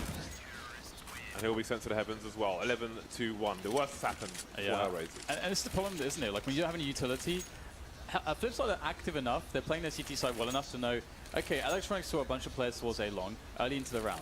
We have the ability to make a flash play, get some information towards sewers, and see what's happening there. Oh, there's nobody there. And then from there, they can start to deduce what's going on. Then they have a fast rotation time through to the flank. They can hold the flank if they want. They can send an extra player from B to A to reinforce it against the push. Flipside are just able to do so much because Hellraisers don't have the utility to really play out a proper round on of T overpass. And I feel as though this entire first half is really being characterized by that very fact. 3-man on road and connector for the T side. Pistols are out again. No choice but to wait for the full buy next round. Well, did it repositioning. There are some... actually, Mixwell is a nice AWP to watch around that area in terms of the places he posts up. Something for you at home to watch and learn from. But well, that he's going to get absolutely ruined by the CZ of Angel. But is this just a consolation round if it's successful for Hellraisers? It's a 5 versus 3 at present, but not everybody has Kevlar in this round. AWB collected by Stiko. Markelov, he is in a crossfire. He's got problems. We've seen good flashes from Flipside so far, but do they have them for this retake? Oh, and almost a 2K there from Markelov and Waylander. He was coming in for the back here. We see him finally making his way onto the site, but caught by Stiko. Blade will be tossed down the stairs by Bondig. And a round from Hellraisers. And sure, I think, you know, you're going to get some, you know, one of those rounds every so often where, you know, you rush in with the pistols. Flipside can be, you know, fine with that. You're going to concede those. But for Hellraisers to only have that work for them so late into this first half, obviously there's problems there. I feel like this might be the first big buy we've actually seen. I think this is the first full buy, right? Just the fullest of buys? I don't think so. I mean, they should have been, their half buys should have been enough that the 3400 gives them the full buy in the following round. But anyway, we'll see what they can do with it. Well, then it had $16,000 at the beginning of this round. He was losing money by winning rounds. A great start from the man himself, well, did it? Or the barrel of the gun spotted by Electronic, but he's got other work to do. Smartly backing off. He could stand and fight forever, but that doesn't really necessarily give him an advantage. They've got the man advantage. They can back off. See, Blade will stay forwards. And Hellraisers, they might expect the CTs to run away at this point. Oh, look at the cover. Look at the organization.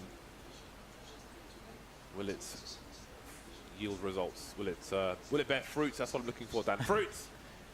Oh, it could be the juiciest of fruit. Look at that, the double there from Blade.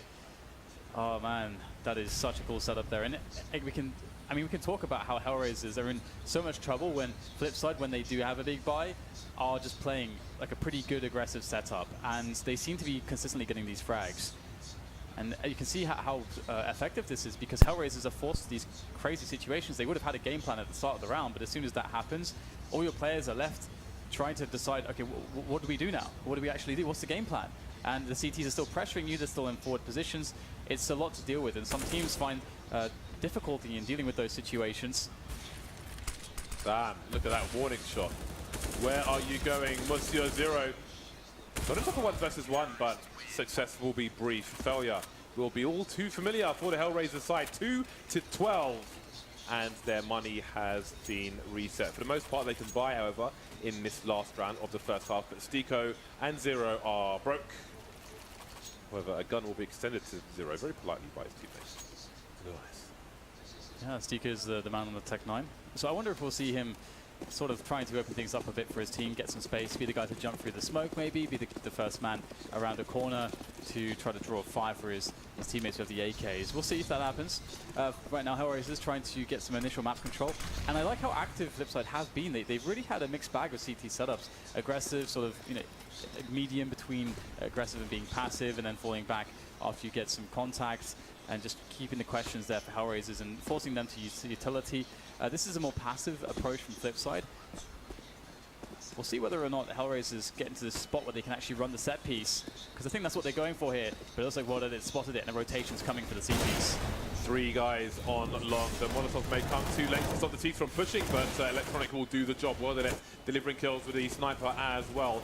Angel with the 1 frag, but again, it seems to be, well, it was all Flipside, but how things have turned around. It's 1 versus 2 now. Waylander, he was a hot property when he appeared on the scene. Spotted the bomb planter. There's a jumping peak from Angel with 4 HP. Bondik will give Hellraisers a 50% increase in their rounds to 3. 2-12 of Flipside. Well, I did say earlier that they need to at minimum get 3. At least they've done that. But of course, so much weighs on that pistol round, and so we shall see how that will go for Hellraisers. And one thing to look out for is Angel's CZ action. I'm always looking out for that every time I cast his games. Look at that flowing hair, Dan. Look at that flowing hair. That is herbal essences all day, man. A woman, rather. Excuse me. Please, I apologize for interrupting your thought, but No, I was just going to say that Angel always seems to do crazy things with the CZ, so look for that. We'll see, though, whether he gets an opportunity, because we start off with the pistol, and he'll start off with the USP. Going very aggressive into connector, whilst the rest of the flip side are trying to push around the toilets area. Players all over the place at the moment here. Mixed success here for flip side. So we'll see another frag traded backwards and forwards. Just both teams vying for this connector position. Now it's 2 on 2. Just aiming headshots, man. I know, right? It is aim. It's Team DM right now. It's CSDM. Join the server. 0 left on its own. P2000. Don't see it every day. And the worst has happened for Flipside. The birds will chirp at the end of the rounds.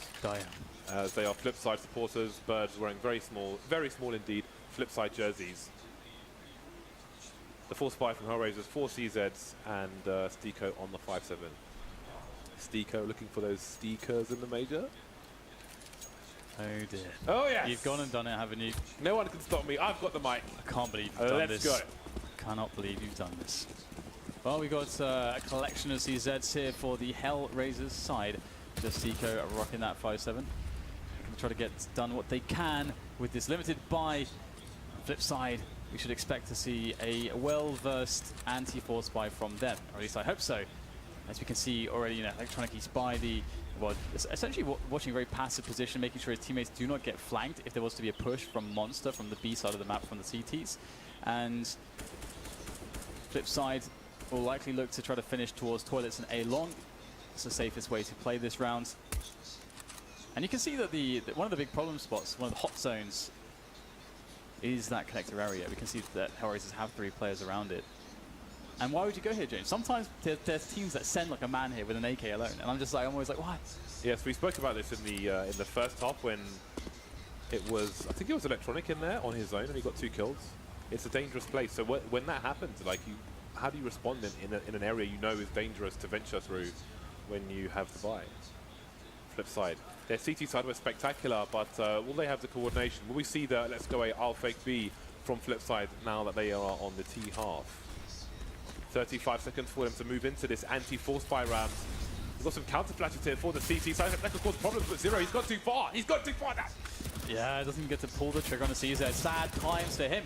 Now as the Ts will take over the bomb site. CTs all locked into the sewers area though.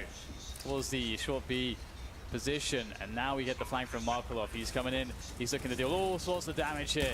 And oh dear, doesn't get anything done really, but he's got plenty of teammates to rely upon as the bomb picks away. There's no, well, it's actually a kid onto Angel. But there wasn't one, but there's a pick off from Angel with that CZ. Dangerous, ever dangerous with that gun. As he does get taken down in the end, and the CTs start to push harder onto the bomb site, but they're running out of numbers, running out of health. Just poor Steeko left. And he will meet 2 players at once here. Actually lining up somewhat, but he won't be able to do it. And that will be another round for flip side on the defense.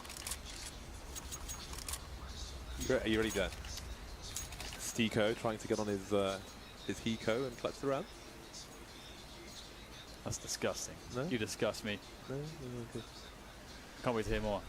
Because I'm sure you're thinking of more. 3, well, we might not get enough opportunity, Dan, because it's 3 to 14. Do you remember when you were 14? I do actually, yeah. don't suffer from amnesia or anything like that, so. Oh, what about you? No. Don't have any really. memories? No. It's all a haze of, well, Fair enough. all a haze, leave it there. Tactical timeouts with a 11 round deficit for Hellraisers. There's only so much they can do in a situation. $2,000 per person. I mean, surely they have to go for a force buy. I mean, do they eco and play against match point for 12 rounds? That's the alternative. But maybe they think the fight will be better in that regard than it will be with mere pistols here versus what seems to be a very organized flip side team, and indeed it will be the eco. Steeko on the eco. There it is. With one flash bang. You had one more. That one was an accident, but whatever, I'll take it. Sure it was. Steeko on the eco. I believe you completely. Well, it's the first frag going Waylander's way, as we see. You know, that tends to happen with casting, you know. Sometimes you make puns by accident. So I will actually, considering I just did it myself, I'm going to give you a free pass there. Wow, I'm going to take it back. I'm going to rescind my previous statements. Well, before you get too excited, Dan, it seems that Seiko might be running away from the repo men of Flipside who are looking for their 50th round. Bloody hell. Can't believe this. Well, Markov's going to find an extra player there, Angel, and obviously Hellraisers, without a kit, without any equipment, they're unlikely to do much here. They're looking for some damage, for maybe a gun pickup if they can potentially isolate a player that gets a little bit over eager. However, that's not the case. Flipside doing a pretty good job, and it is somewhat sad actually, because I feel as though Hellraisers are always interesting to watch from their CT overpass. I feel like that's their better side. I feel like I've seen a lot of entertaining rounds from them on that side in the past, but it looks almost as though we won't get to see them play a CT side unless they can do the incredible, James. The incredible, because they don't have the best equipment. They've got rifles. They have saved enough money. They've put the cash in the piggy bank, and they've got themselves some M4s and some FAMAS weapons. Helmets vary. I don't know if anybody should be buying a helmet in this round from Hellraisers. They have no defuse kits, and they could do with more grenades. But here we are. It is 3-15. It is crunch time. It is do or die. It is fight or flight, and other things with a few syllables down. All right, well, Flipside have taken some initial map control. They've got the Stewards position. They haven't really pressured towards the A side of the map just yet. But fortunately for them, Hellraisers are playing very passively towards A, so they don't actually have that information. So that does go into the favor of Flipside, although now they're starting to extend into the toilets position, so they'll have options available. They could always try to leave a player in sewers. I mean, this is something that G2 does very frequently. They'll play a default where they will get a lot of players clearing towards A. Shox will work his way in with grenades and utility towards the sewers position. He'll leave himself there in a really nice off angle, and his team can kind of pivot off of that very effectively. But here we see Flipside, they have one man towards B, but it is towards that monster area, looking for pushes, as we see a big push from the toilets coming in. Dead Fox spots it though, and there's 3 players here to deal with this for the CT side. As Waylander takes a bullet from Blade there. Perhaps that's some motivation, James. Do what I say, or you die. 32 seconds remain. Electronic was lurking towards B, and I did wonder if there was going to be a 2-man push around Monster, because Zero and Stiko are in that area, and they still are now as this kill comes in towards Bondic. 20 seconds left. And it seems they have not seen the bomb, Hellraisers, but they're getting the kills. 4 versus 2. A taste of your own medicine, Flipside, and that medicine tastes absolutely disgusting. There goes Waylander, leaving Electronic on his lonesome, hiding in the connector area. Have to give up on this one. Only so much he can do. So it begins, Dan, it begins. Maybe it does. We do seem to cast a lot of these combat games of late, so don't want to... Well, there's no comeback yet. They've only got 4 rounds. That's true, that's true. I mean, I feel as though it might be possible, though, because we have had so many lately. I feel like it's always... You should always believe, James. There should always be belief, and there should always be hope. Hellraisers do have a Dead Fox on that AWP, so I'm curious what they'll try to do with this. Obviously, when you're in this situation, you can't just say, oh god, we can't afford to make a mistake, we'll just play very passively and slow, but we have to hold that forward. We have a really fast round here from Flipside going straight through Monster, trying to catch Hellraisers off guard. It's going to work out quite effectively. A double there towards short B for Electronic. Zero is trying to awkwardly pick up a gun in the water. Won't happen, and that's the round for Flipside, I think, maybe, James, because there's only 2 players left. Dead Fox and Bondic, can they do it? Seen you win these, Dead Fox, but I haven't seen you survive this angle of Electronics. Playing patiently, his teammates don't need to peek. He can just hold this angle for days. Spots both of them. Oh, he runs out of bullets, but it's a 3 versus 1 end of the day. That was a violent end to a violent game. All Flipside. There's only one side to that match, Dan. 16-4, Hellraisers absolutely dominated, crushed on Overpass like a grape. And for me, it was really cool to see from Flipside, just because obviously we didn't see many huge buy rounds from the T side of Hellraisers, and it was partially because when they did have the buys, Blade called aggressive setups. Presumably it was Blade, I would imagine it. Hopefully it is. Not sure with the interview. Well, he might call it, but who knows if they listen. Exactly, right? So, but it was obviously very detailed. You can see the routine there, and they were essentially picking the exact right rounds and executing them perfectly, and basically creating these situations where they had a 2 or 3 man advantage very early on into the round before Hellraisers could do anything. And they just picked the right rounds to do that, and Hellraisers were always then playing on the back foot. So you got to hand it to Flipside. They really had a very good read of Hellraisers. Yeah, moving into more matches, psychologically, that's fantastic. A great boost for the likes of Flipside. But Hellraisers, they will feel like they're going into Overpass. That's their map. And they got dominated.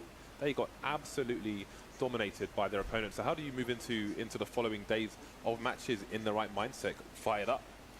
I don't know, it's a rough one, isn't it? It's one of those results where kind of everything just goes wrong and it's almost not worth even going too deep into analyzing in mid-tournament. Just more importantly, just get everyone on the track again so that they're in position emotionally to play their game, to be on the same page. And hopefully, no one's too mad.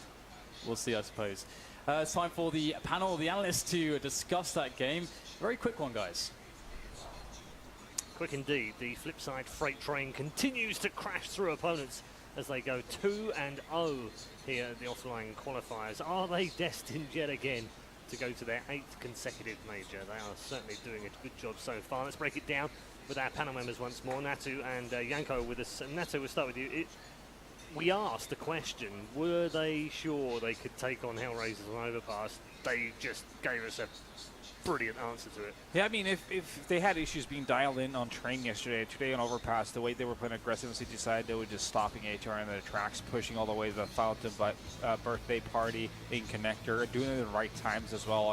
And HR just didn't seem to really have the answer, even though they tried to go through multiple different kind of pacing, through Connector and through the stairs towards Fountain, try to kind of sandwich that aggressiveness. Still didn't work out at all. So, yeah, I mean, kudos to Flipside. Just they were just lights out playing right now. Yeah. Yeah, this is how it looks like when, everyone is on point and when every idea that you have basically works. You could see that Hellraisers even won the pistol round to open up the game, but immediately reset in the second round. You could see how Electronic, who was in that connector area, was constantly being flashed in by his teammates who were further back towards A, and there was even a pop flash for Connector through the small window from his teammate in B. So there's a clear idea of, okay, we forced, but we know what we want to do, and he got 2 kills there. It was the highlight of that round, and that happened multiple times in rounds. The aggression that they've had, then it forces Hellraisers to use more utility in their default, but Flipside in turn plays passive. They fall back to the side, and then Hellraisers has to go into the sides without almost any smokes or flashes, which obviously makes the defense easier as well. Yeah, time right now, a couple times on them as well, right? So, I mean, it's just like, it's uncomfortable territory for them when they have to play with that little time because the seeds are playing so aggressive. Yeah, and likewise, when they switched around, I mean, they had a great first half, sort of set themselves up nicely for the second, but they weren't letting Hellraisers rest at all, were they? They were just like, oh, straight in that last Monster Rush, for instance, same thing. Push through there, they get Electronic, gets 2 picks on the side. That just doesn't allow Hellraiser to settle at all, even when they switch to the CT side. Yeah, I think with that pistol round pretty much was, pistol round and converting the second round was where you could imagine that it's game over for Hellraisers. Even if they start winning some gun rounds consecutively, start mounting a comeback, you think that after what we've seen in the first half from Flipside and the preparation, that was fairly obvious. You would think that they have what it takes to at least win 1 or 2 gun rounds, no matter what, even on the T side. Definitely made themselves easy on that second half. Man of the match, MVP Electronic this time around, 26 for 9, 127.4 ADR. Amongst the best numbers that we've seen today. Yeah, I mean, he was one of the guys who plays playing aggressive on that A-bomb side a lot of the time. Well, not even an A-bomb side, almost C-spawn. Like, he was all the way to the fountain, like, towards the wall. But like Yanko was saying, it was a lot of system there, the thought-out kind of aggressiveness, so it wasn't just something they were throwing at it. It's also exactly the player that Flipside was missing for a very long while, ever since the Simple era, right? Yep. Simple goes, couldn't really mesh with the team well, but they lose a lot of firepower. Then it was Davkost and then Shara, these guys didn't really have that amount of firepower that Flipside needed, because the structure was always there with Blade, the game plan was always there, but sometimes they would just get outmatched by the individuals of the opposing team. And now with Electronic, it seems like he is that guy, similar to what Tabsen does for Big. Sure, he's being put in a position to succeed, but he's delivering multiple times over. Yeah. In terms of Hellraisers, I mean, it's a very, very disappointing game, but I guess move along. The train goes on. I mean, the tournament is still you can't start dwelling on that kind of a result. I mean, we shouldn't forget they're not down and out. They are 1-1 right now, which is that's mid-tier now for round 3. So still more to come from them. Let's catch up with Blade now, in-game leader for Flipside, who is in the player area. Congrats, Blade. That was much better from you guys, much more methodical. I guess probably much more like you wanted it to be. Yeah, absolutely. Today we were feeling really confident. Also, this map is much more prepared than D-Train. D-Train is like less prepared than all other maps. And we felt really confident, and we didn't have those shaky situations like yesterday. And also we spoke before the game like, guys, this is very important, like let's not do yesterday mistakes, and it worked. Yeah, it absolutely did. You're now 2 games out of 2, and obviously that means you need 1 more win out of the last 3. It takes a bit of pressure off you, obviously, as well. In terms of Hellraisers, did you look at them and think they probably want to play us on Overpass? Was that why it led that way? Well, it was their pick. They picked Overpass over Mirage. I think they were really confident before the match, but we kind of outplayed, in my opinion, we outplayed them on city side. I don't think there's any doubt in that at all. I mean, tactically, we built our rounds round by round strategically to seed like some specific idea in their heads, like how to move and so on and so on. It worked perfectly for us. You said in an interview that we recorded with you that 6 months ago when you had Electronic in the team, it was kind of new still. He'd only been playing with you a couple of months. You were still adjusting to him. He was still adjusting to you. 6 months on now, how is the relationship with him? Well, it's pretty good.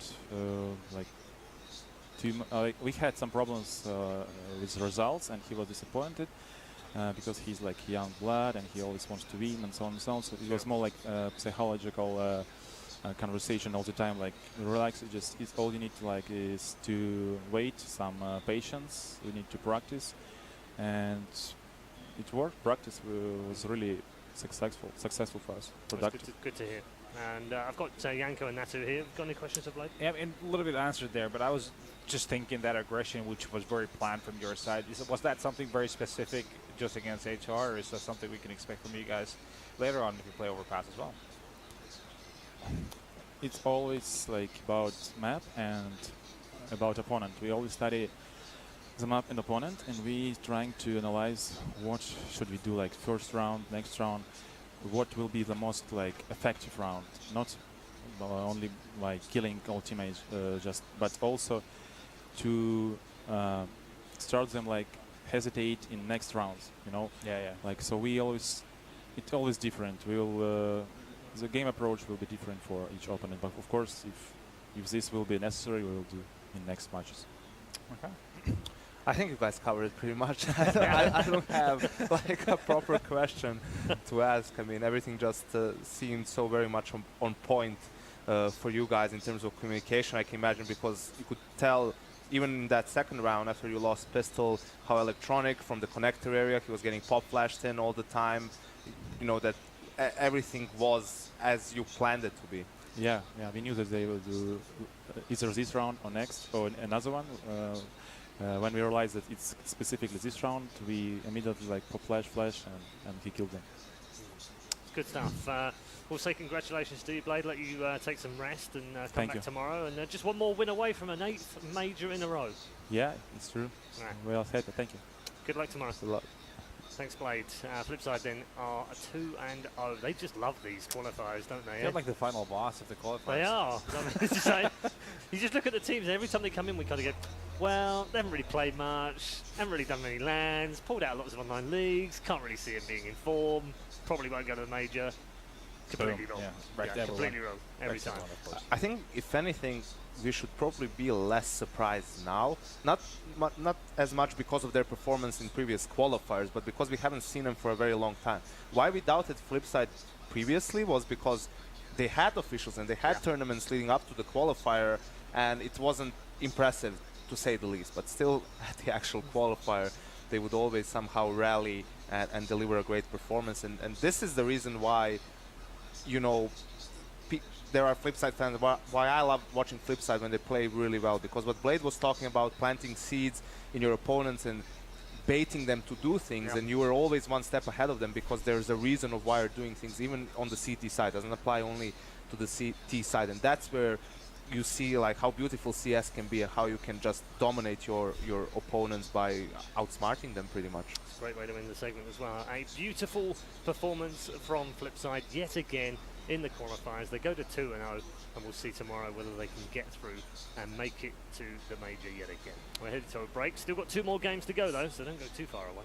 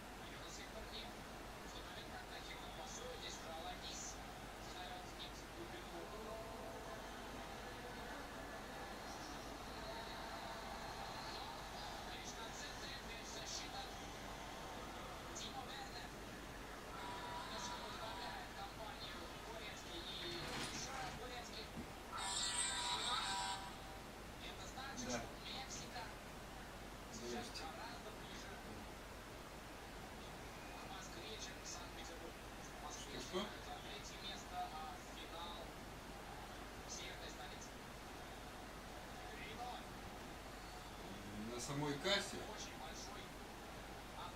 ну, еще выгрузите.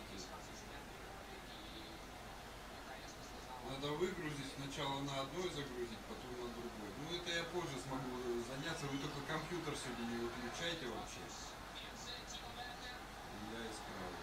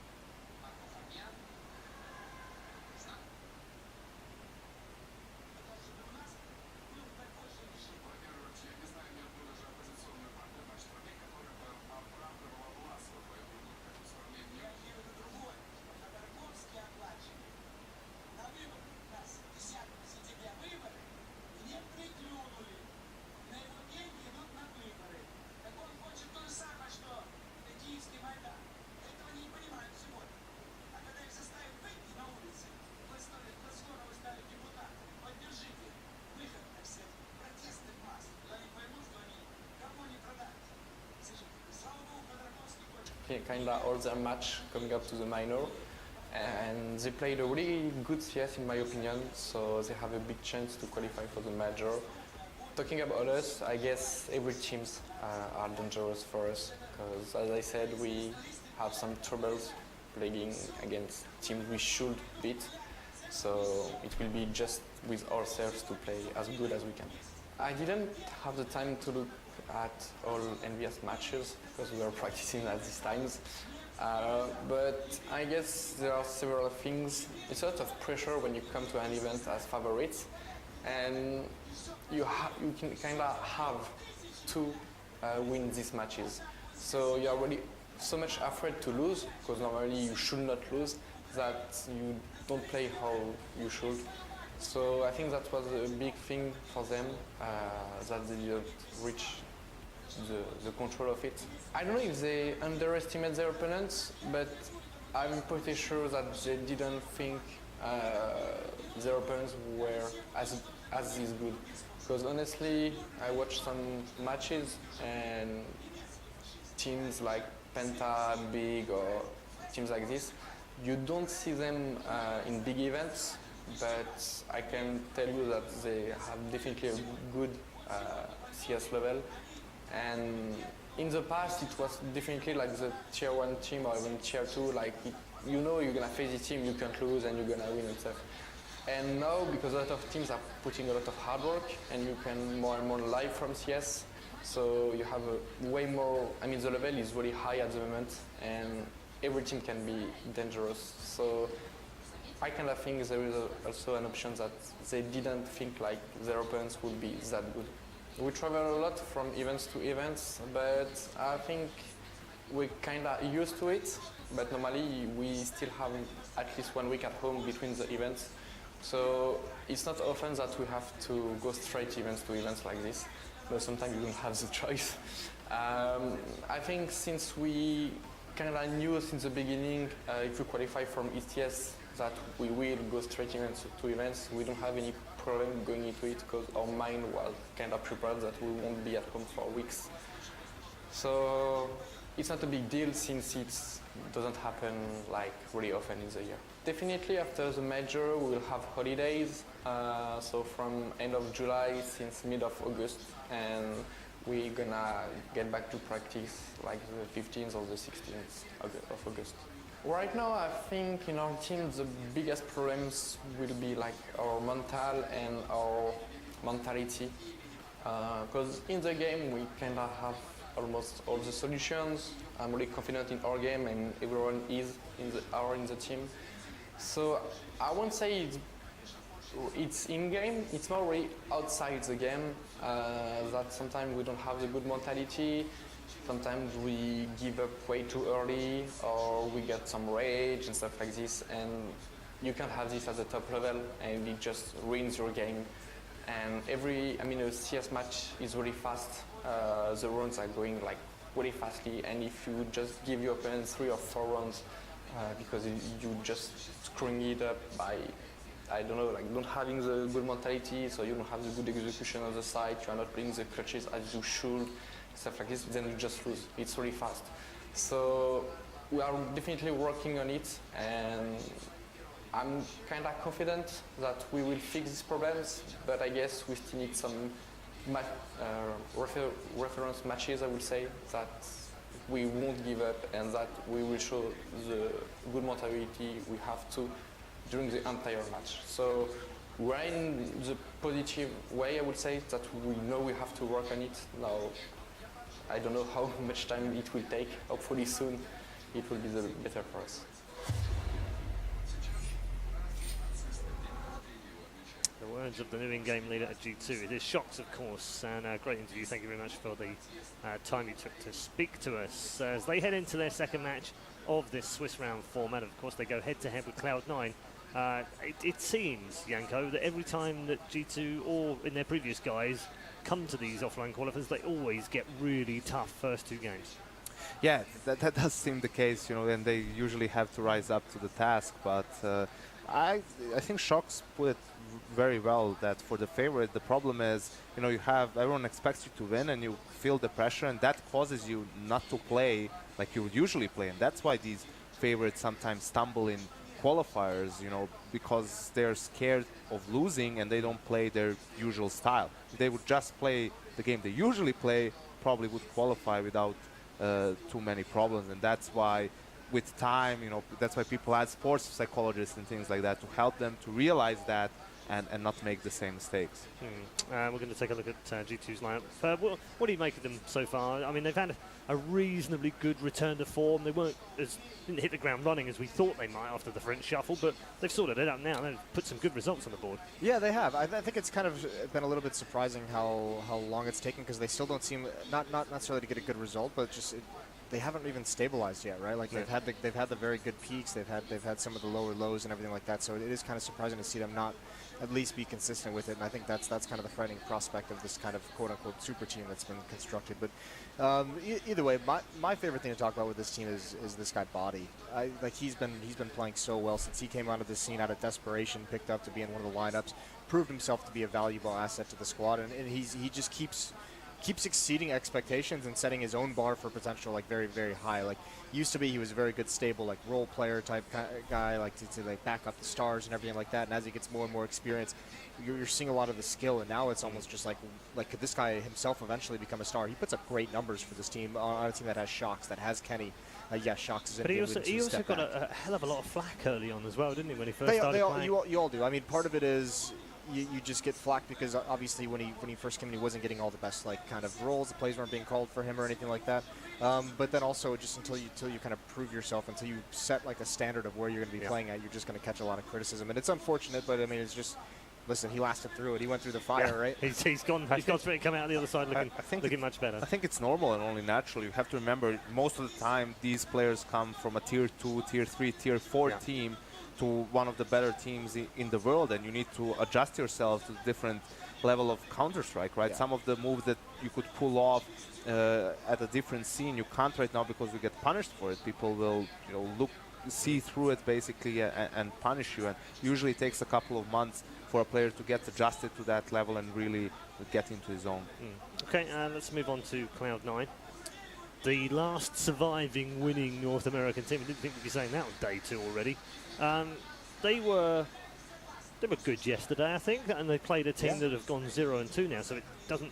You can't really read too much into it, but they did the fundamental things really well yesterday. Well, it was like I said in the post game yesterday. They got to play their style. They got to play their game, and they never got knocked out of it. They never got knocked out of that fast-paced aggression, trying to hit the bomb sites very, very quickly, like the steamrolling over teams. They were never stopped there. So obviously, it's going to look very good. I think this is going to be a completely different story. I mean, this is still a team where you see the pieces and. You know, the ceiling you kind of feel has been figured out for this team. We haven't seen them like overcome that in some time. I mean, outside of, I think still like the best event they've had in recent memory is ESL finals in Sao Paulo, which isn't even really that recent. That was back in October. So it's like ever since then they've done really nothing to be a little bit harsh about it. But yeah, if they're allowed to play their game, it's gonna look good. And if they get knocked out of that, then they're gonna struggle. And presumably, these two are amongst the favourites still to make the major? Yeah, I think so. I mean, I definitely, yeah. I think both these teams will be making I think Tommy might have been trying to trigger you on they all on Twitter. It's like I think they're mean. Whenever Jason, an NA team plays, it's basically like I'm playing the game. I'm losing just as much as the players. You're completely and utterly responsible for the win or the loss. Right. Yeah, and if they win, of course, you don't get any of the credit. Yeah, no, it's just none of the credit. Earlier on, he made the point. Lepis made the point that there could, in theory, be no North American teams. That is unthinkable, isn't it? Yes. Yeah, I would certainly hope not. I think that'd be a travesty, especially at like the top levels of North American Counter-Strike, there's been great leaps made forward. I mean, Cloud9, theirs was a little bit ago, but Liquid especially has made a good step forward. Yeah. All right, let's take a look at the map vetoes and see where we head for this particular game. We are going to Cash. Thoughts, gentlemen? I think it was going to be between Cash or Inferno. In the end, we have permabans, Nuke for Cloud9, Mirage for G2. Yep. Then again, if you're Cloud9, you probably want to get rid of Cobblestone and Overpass as well. Those are the strongest maps for G2. Despite a strong performance yesterday for Cloud9 versus Big, G2 is a whole different type of a beast. For G2, Train is the set ban as well. If you look, you don't want to play it against Cloud9, and then we get to the last two maps, Inferno and Cash, and G2 got to pick, and they did go for Cash over Inferno. Probably the main reason being they got crushed by Cloud9 on Inferno at Pro League Finals just less than a month ago. So probably want to avoid that from happening again and decide to take it over to Cash. Yeah, I was going to bring that up, Jason. Do you think that will that have any bearing on the result today? Is there any mental loss from that? No, I don't think so. I wouldn't hold anything to it. I think Cash is actually, this is like a really cool setup to have just like a brawl of a match. I think so many of these rounds are going to be decided very, very early on in the rounds. I mean, both of these teams like aggression, G2 on the CT side especially. I mean, some of these on Cash, you have just so many different ways you can be aggressive, however you choose to, anywhere on the map. It lends itself to that. So this is just going to be like just exchanging blows throughout this entire game. I couldn't think of a better map for this. Yeah, no, I'm looking forward to it. I mean, do you agree, Brawl? Yeah, definitely going to be very exciting. Jason mentioned the aggressive style that Cloud9 was running on Cobble. Cash is a map where you can do the same, both on the CT and the T side.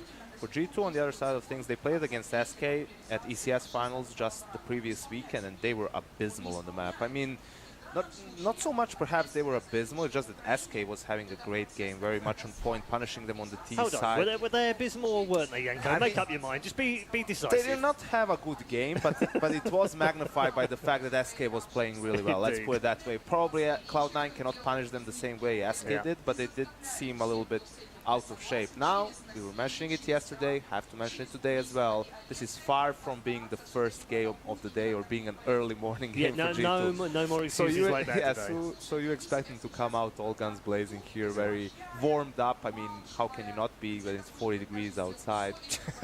Yeah, well, it is 40 degrees outside. It's also pretty damn hot right now here at the PGL studios in Bucharest.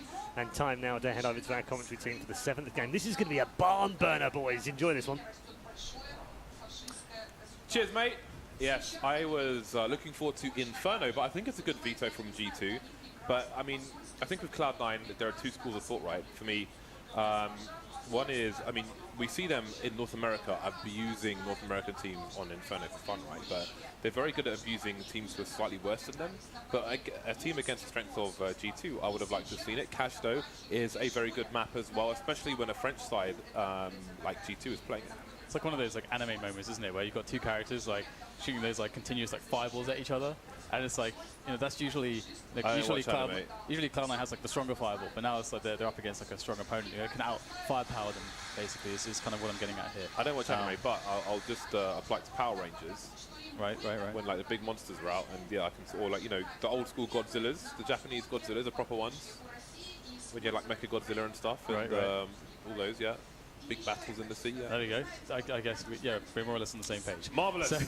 So we're going to see whether or not Cloud9 can get their aggression going. This could be such a fun matchup stylistically. Like, if both teams are actually trying to play as aggressively as we know they love to, obviously Stewie's is so fun to watch because he just makes stuff happen, man. He's a guy that gets things done, James. Yeah, the thing with Stewie is that he has a good sense, like when things are not necessarily going Cloud9's way, he has a good sense of when it's time to change things up, and he knows how to use his aggression in the most efficient or effective way to have an impact on the game, or at least try to.